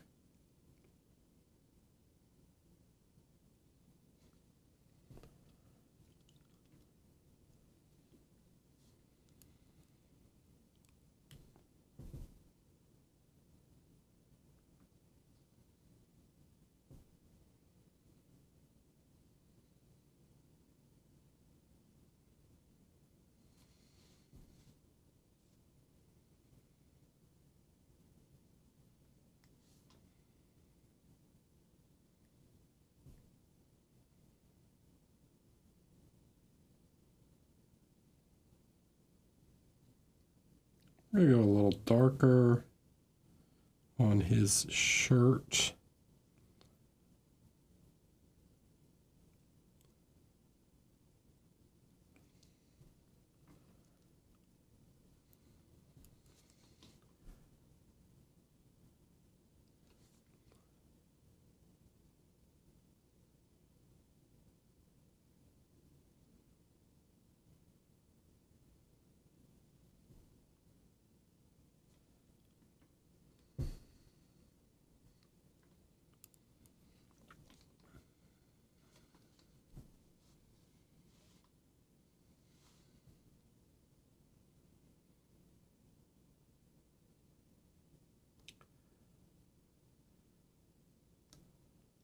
You mentioned earlier there's no average painter, just different kinds. How do you identify as a painter? It's a loaded question. How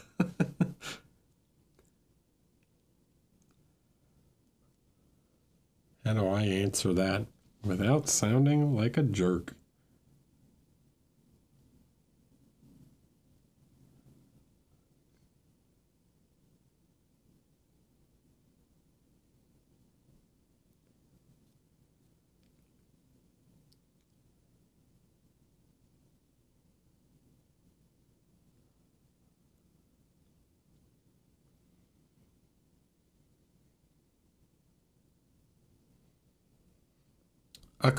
Dave, that's a good one. I like that.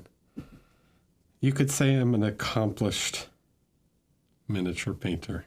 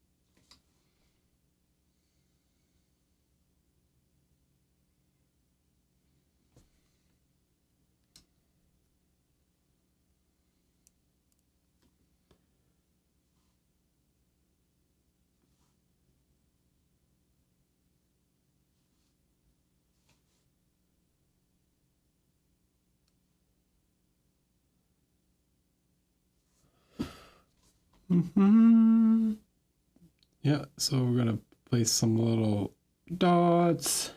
I don't know if these are supposed to be like metal whatever or if they're just like little fabric buttons or something, but whatever, doesn't matter.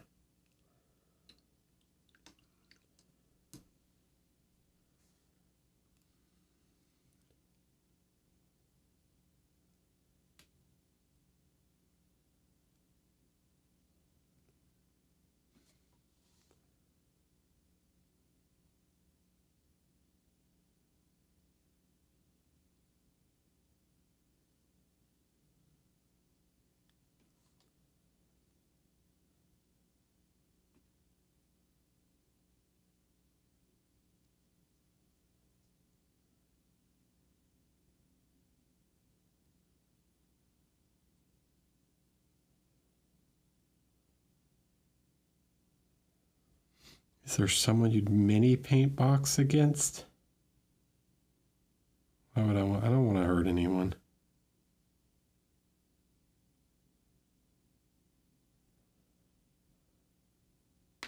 Nah, Banshee's not a fighter. He's a lover.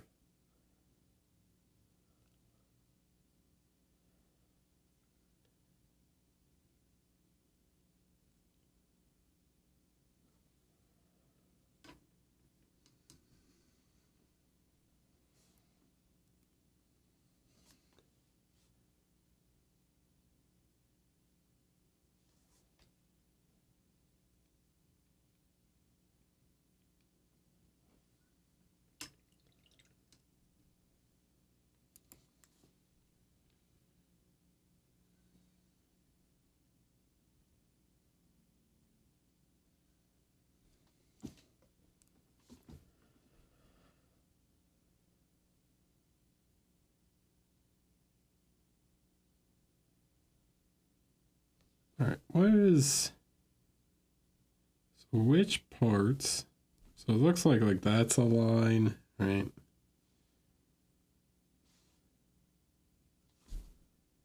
So we can darken some of these down even more. Like this looks like another strand, you know? Some kind of cord.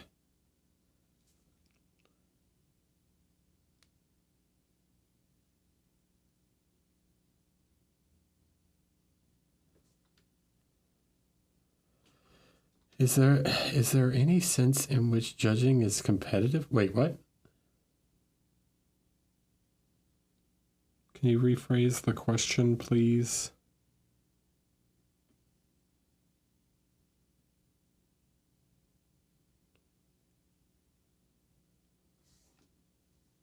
Who can judge the best?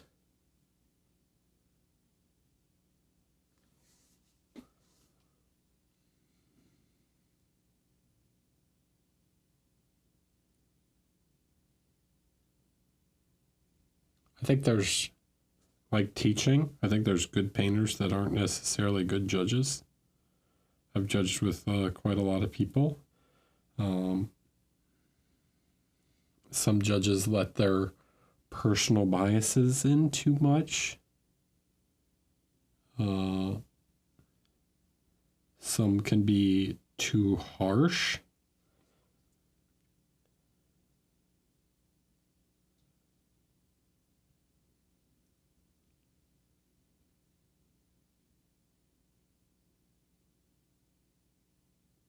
Like I have seen judges that judge others' work to a higher standard than their own work.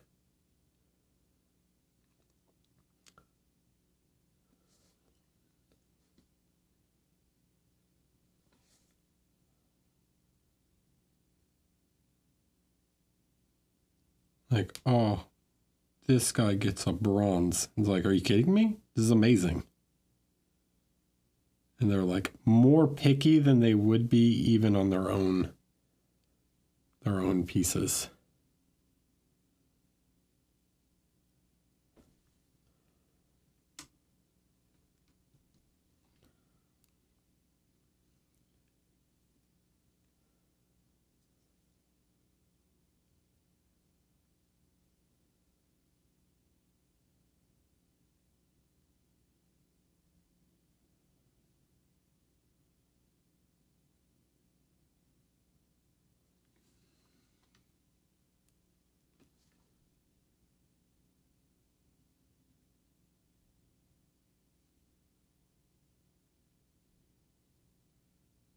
Not saying it's common, but I've seen it.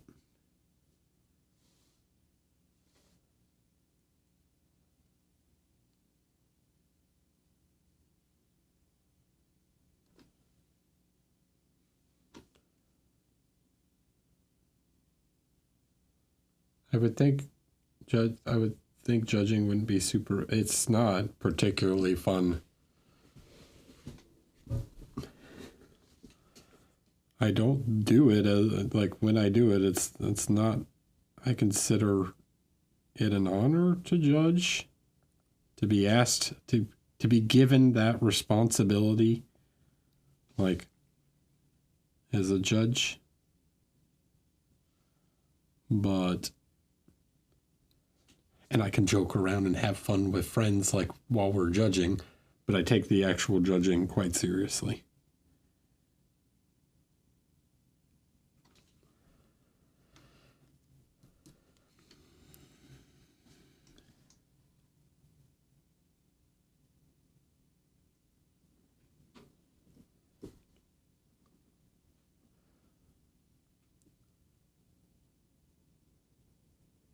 So yeah, no, judging is.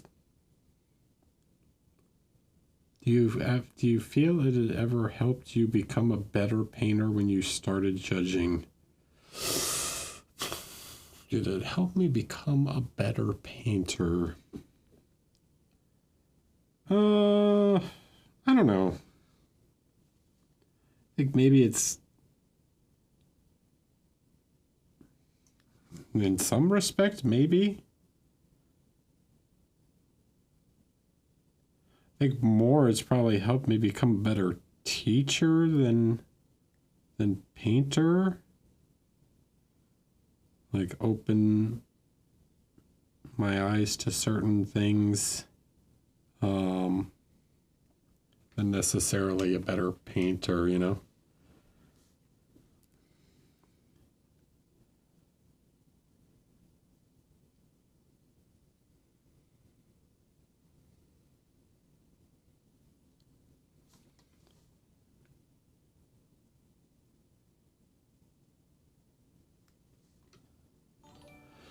D. Moreno.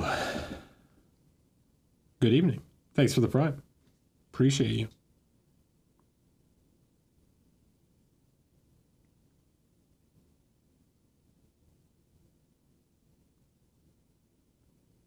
I don't understand what's hanging here from his belt.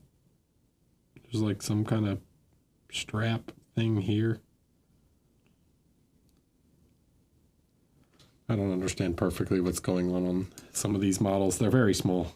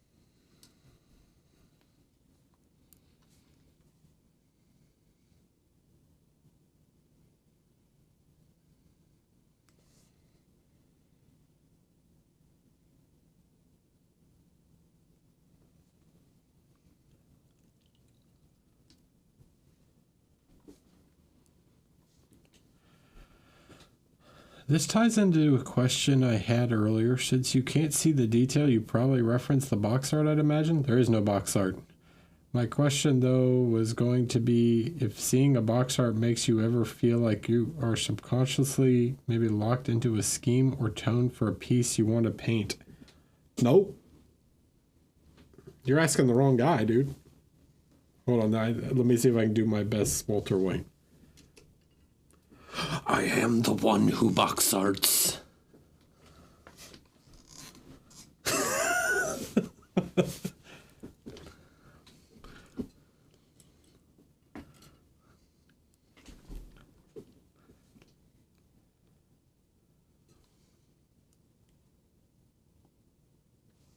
Sorry.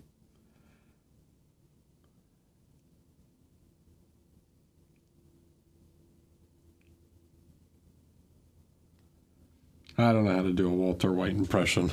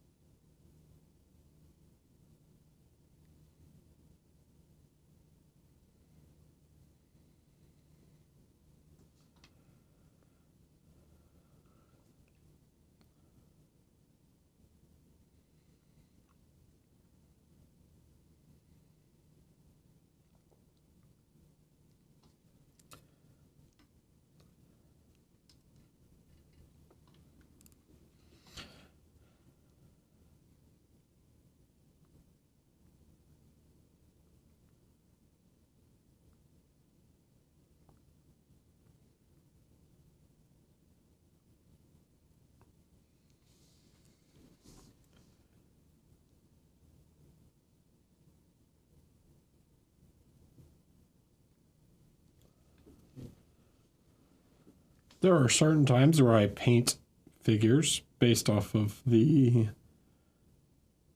like lore color scheme. You know, I painted the red witches recently. They're based on the lore scheme. I couldn't see painting them a different way other than like maybe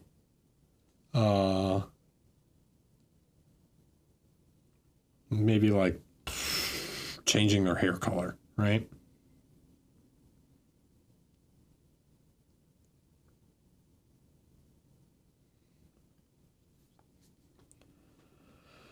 Do you paint traditional paintings as well outside of miniatures? No, not really. I don't do any canvas work. I have in the past, but I haven't done a lot recently, but I do some drawing also.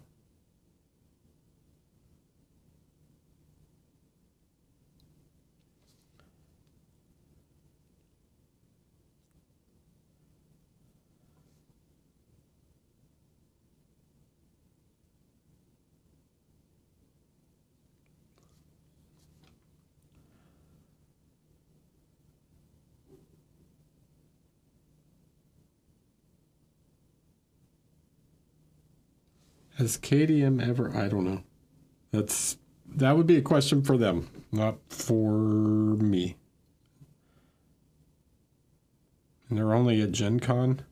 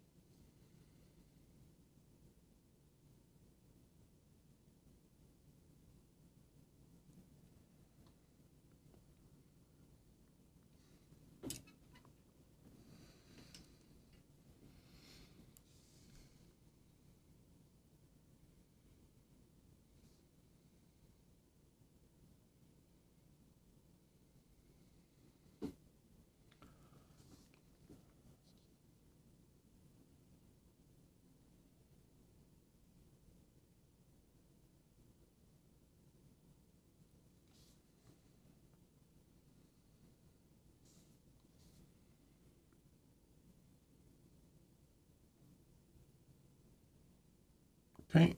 Up.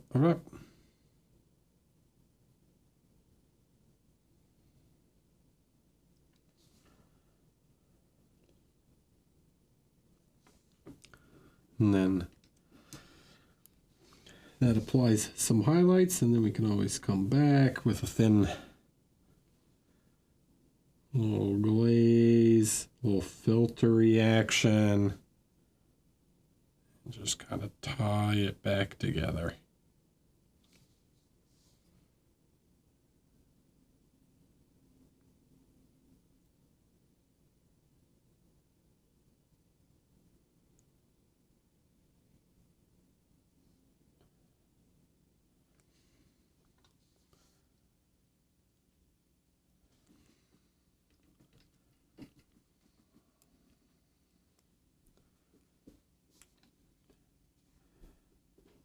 Yep.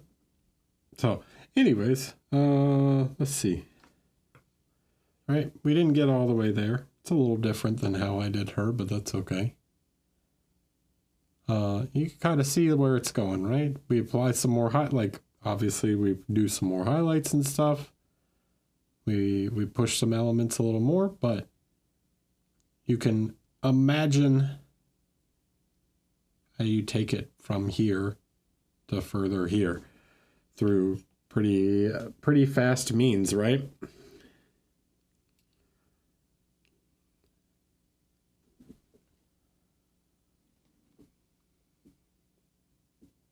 So don't feel that there's some like, ooh, this is the way you have to paint. You know, you gotta do it this way.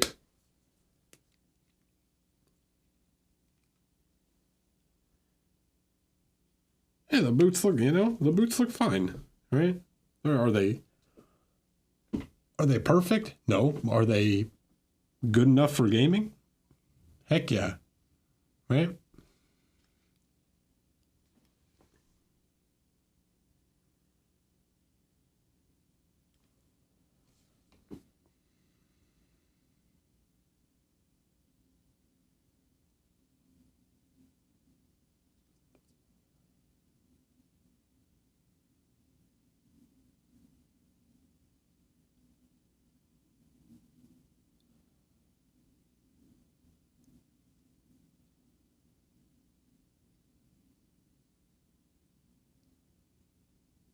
Just come in and apply some highlights now.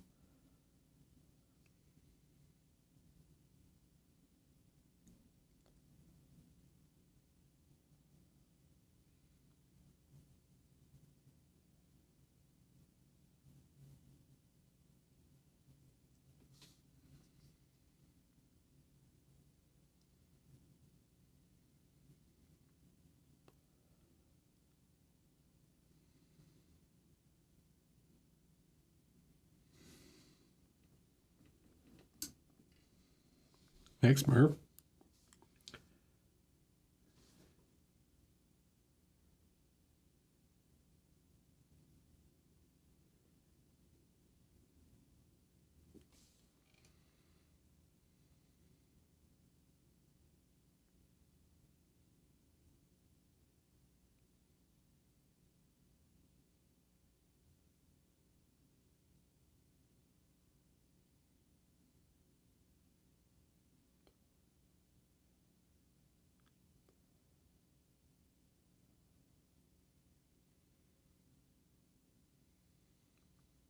Right? So we just pop in some highlights and we get some additional detail that was lost from the wash.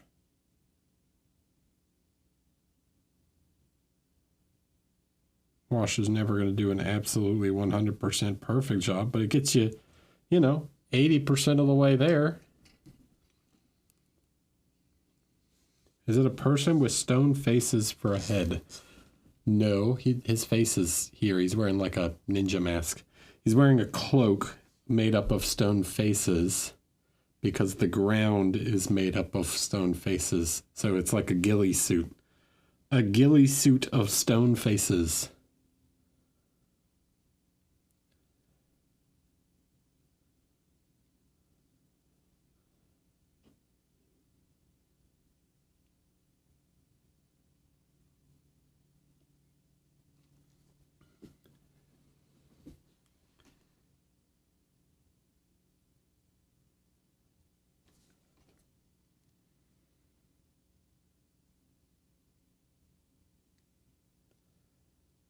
See, look, we can take the little knee thing here. His knee pad. And just by adding a couple little highlights, right? Can add a lot to the overall finish.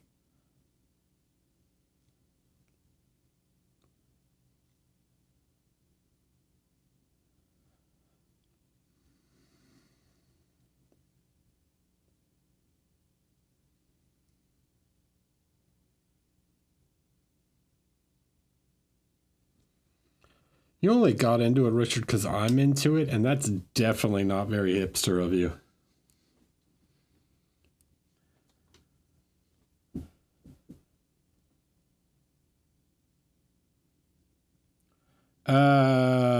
Is the entire KDM world all faces on the surface of floors? Yes, no.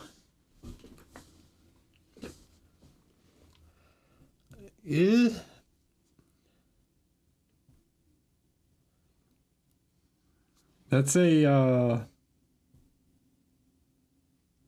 hard to answer question due to the fact that,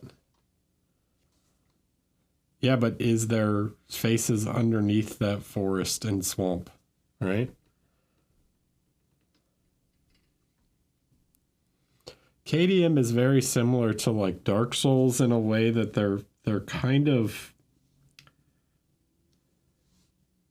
they like to be reserved with how much lore they give away.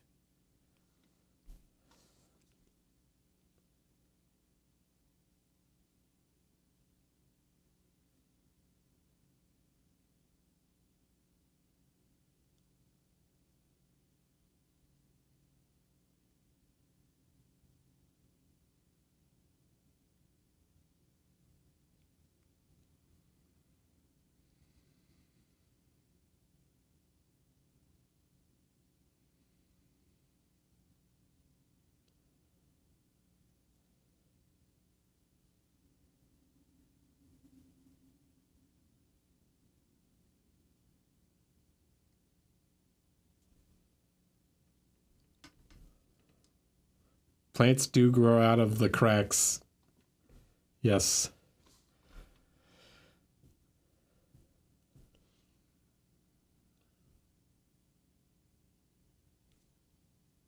One of the more common plants in Kingdom Death is acanthus.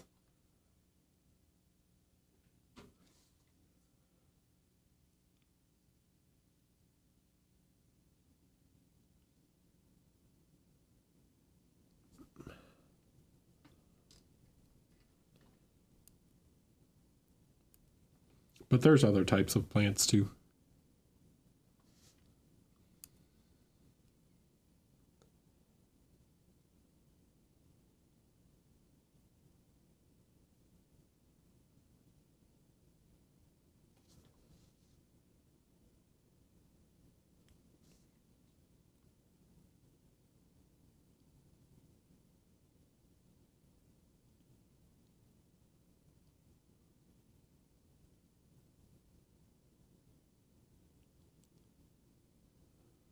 Little ninja mask.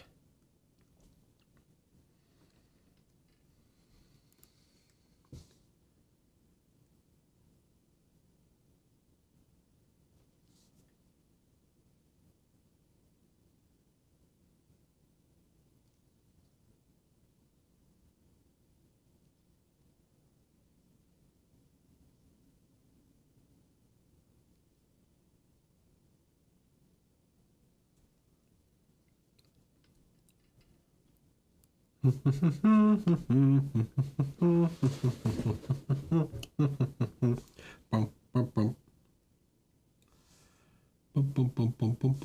gonna add a touch of green to this just to cool it off a little bit.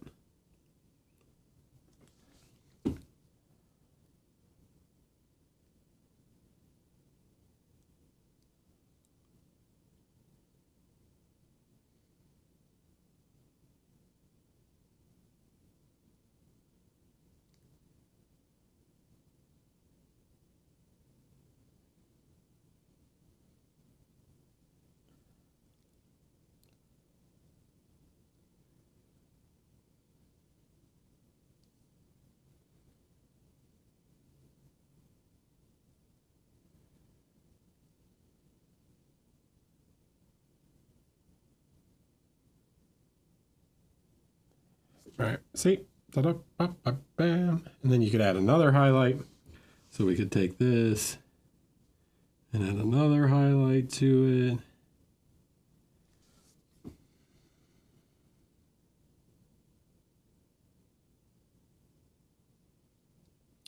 We can start to bring back a little bit of the definition that was lost.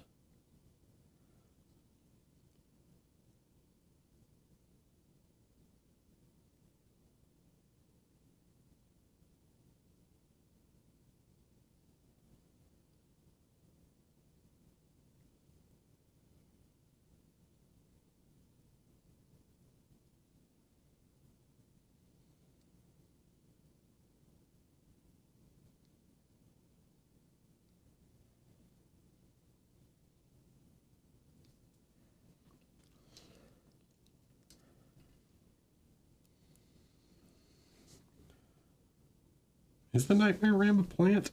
I don't know that.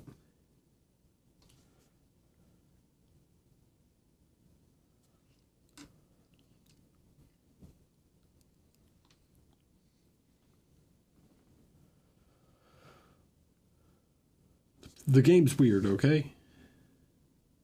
The world is strange.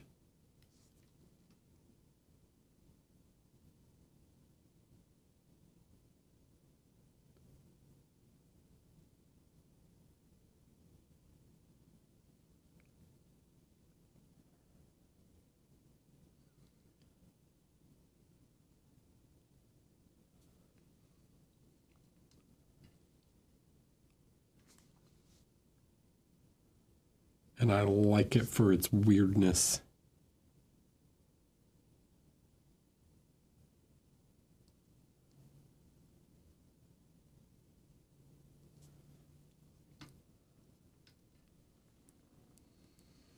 I'm sure there's also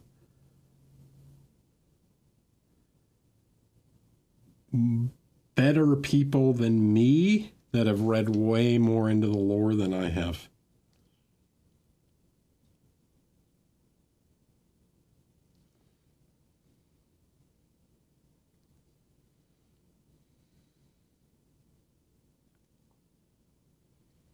We need a Vacha video for KDM. If you know what I meant by that, good on you.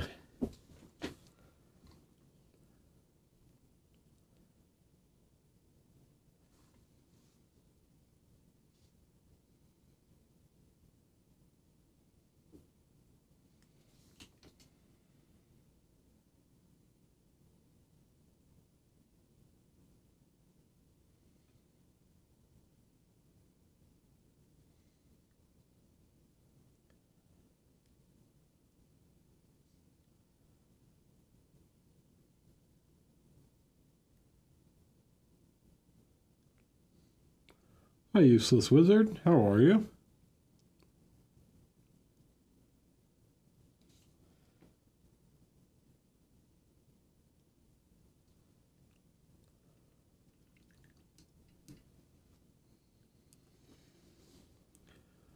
We're just hanging out, painting a scout, using some washes, you know?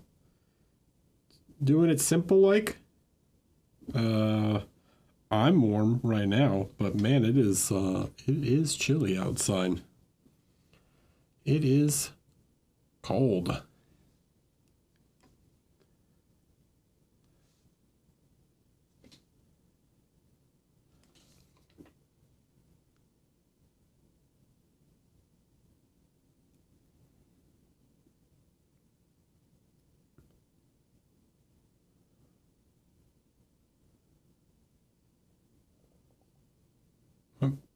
Look at that face. The face.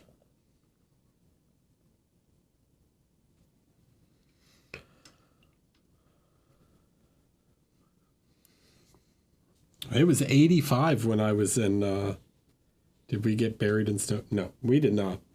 We got like an inch and then it turned to rain and washed it away.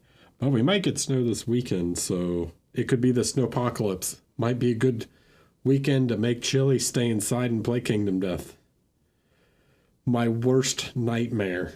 It sounds awful. Let me tell you guys. I would prefer to do anything else.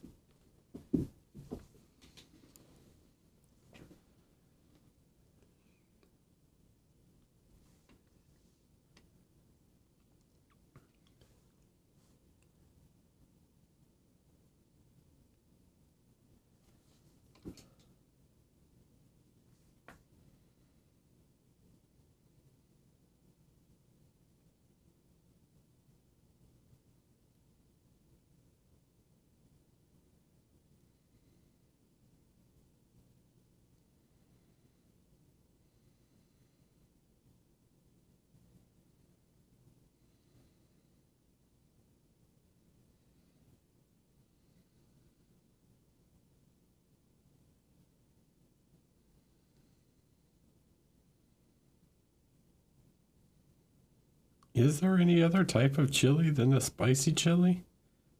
Come on, dude. I'm throwing some habaneros in that bad boy.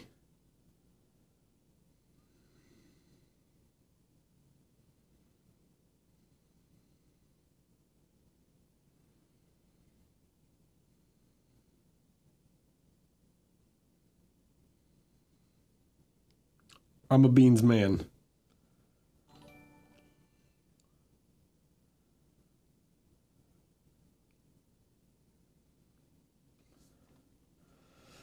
I'm 31 Studios. Hello, welcome.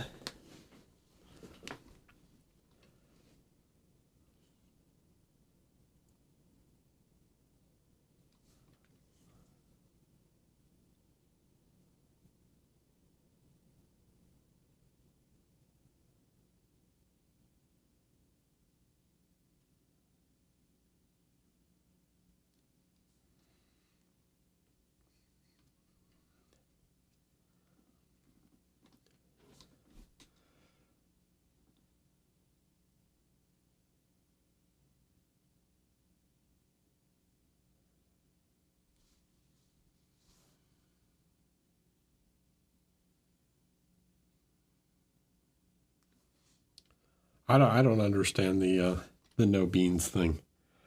There is one time where no beans chili is acceptable, and that is on a hot dog.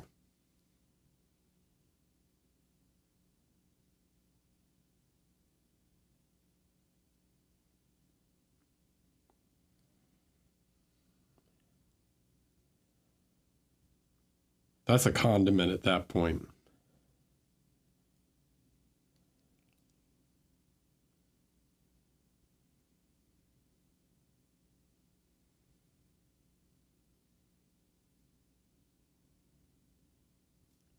The secret's in the meat. If you understood that reference, then I'm impressed. Then you've seen one of the worst movies ever, man.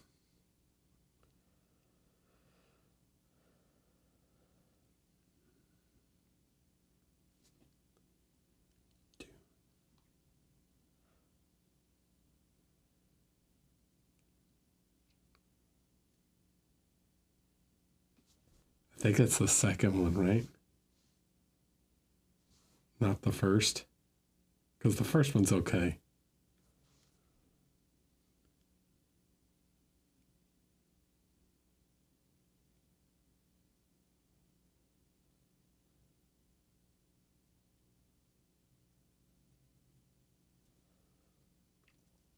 The one they retconned out of existence.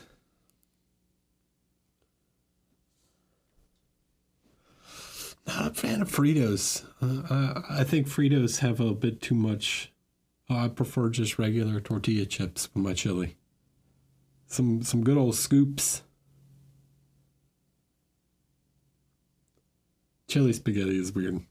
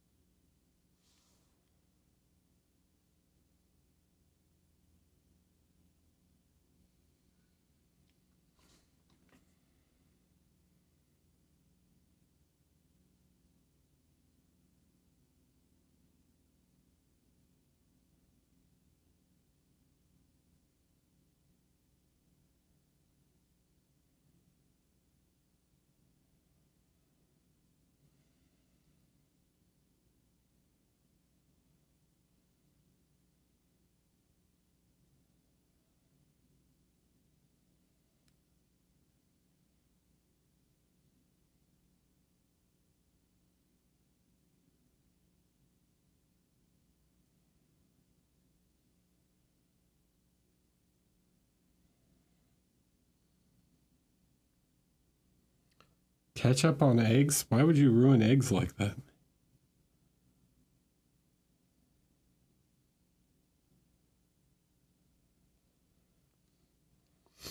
Eggs are also a condiment.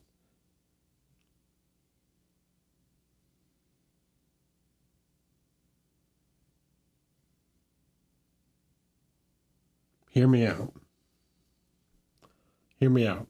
Okay? Love a fried egg. But a fried egg is even better when you cut it open and all the yolk comes running out. All the yolk comes running out and it soaks into all the potatoes. You got your home fries, fried potatoes.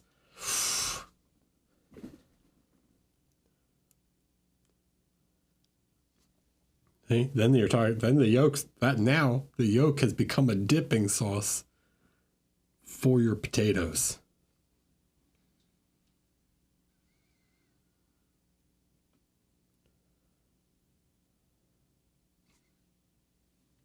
Condiment.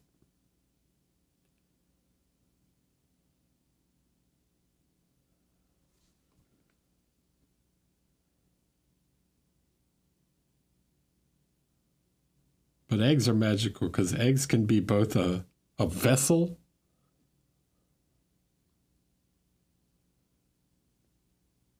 and the condiment. Right? An omelet. Get a good Denver omelet or a Western omelet. You're basically, those eggs are just a suspension for all the other tasty parts that you put in the omelet. You basically just made a burrito. An egg burrito, right? The egg became the tortilla.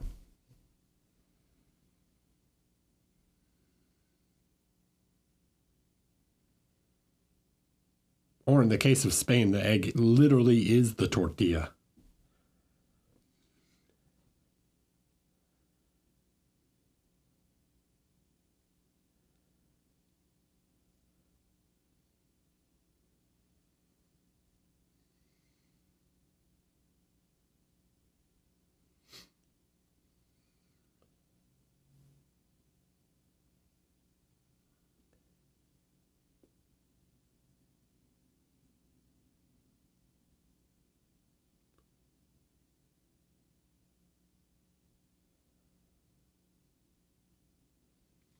All right. I think I'm going to call it there. You guys, I think, get the principle, right? How much work we can get done in a rather short amount of time. Create some nice definition and everything. Don't buy in. We don't like rules around here, all right?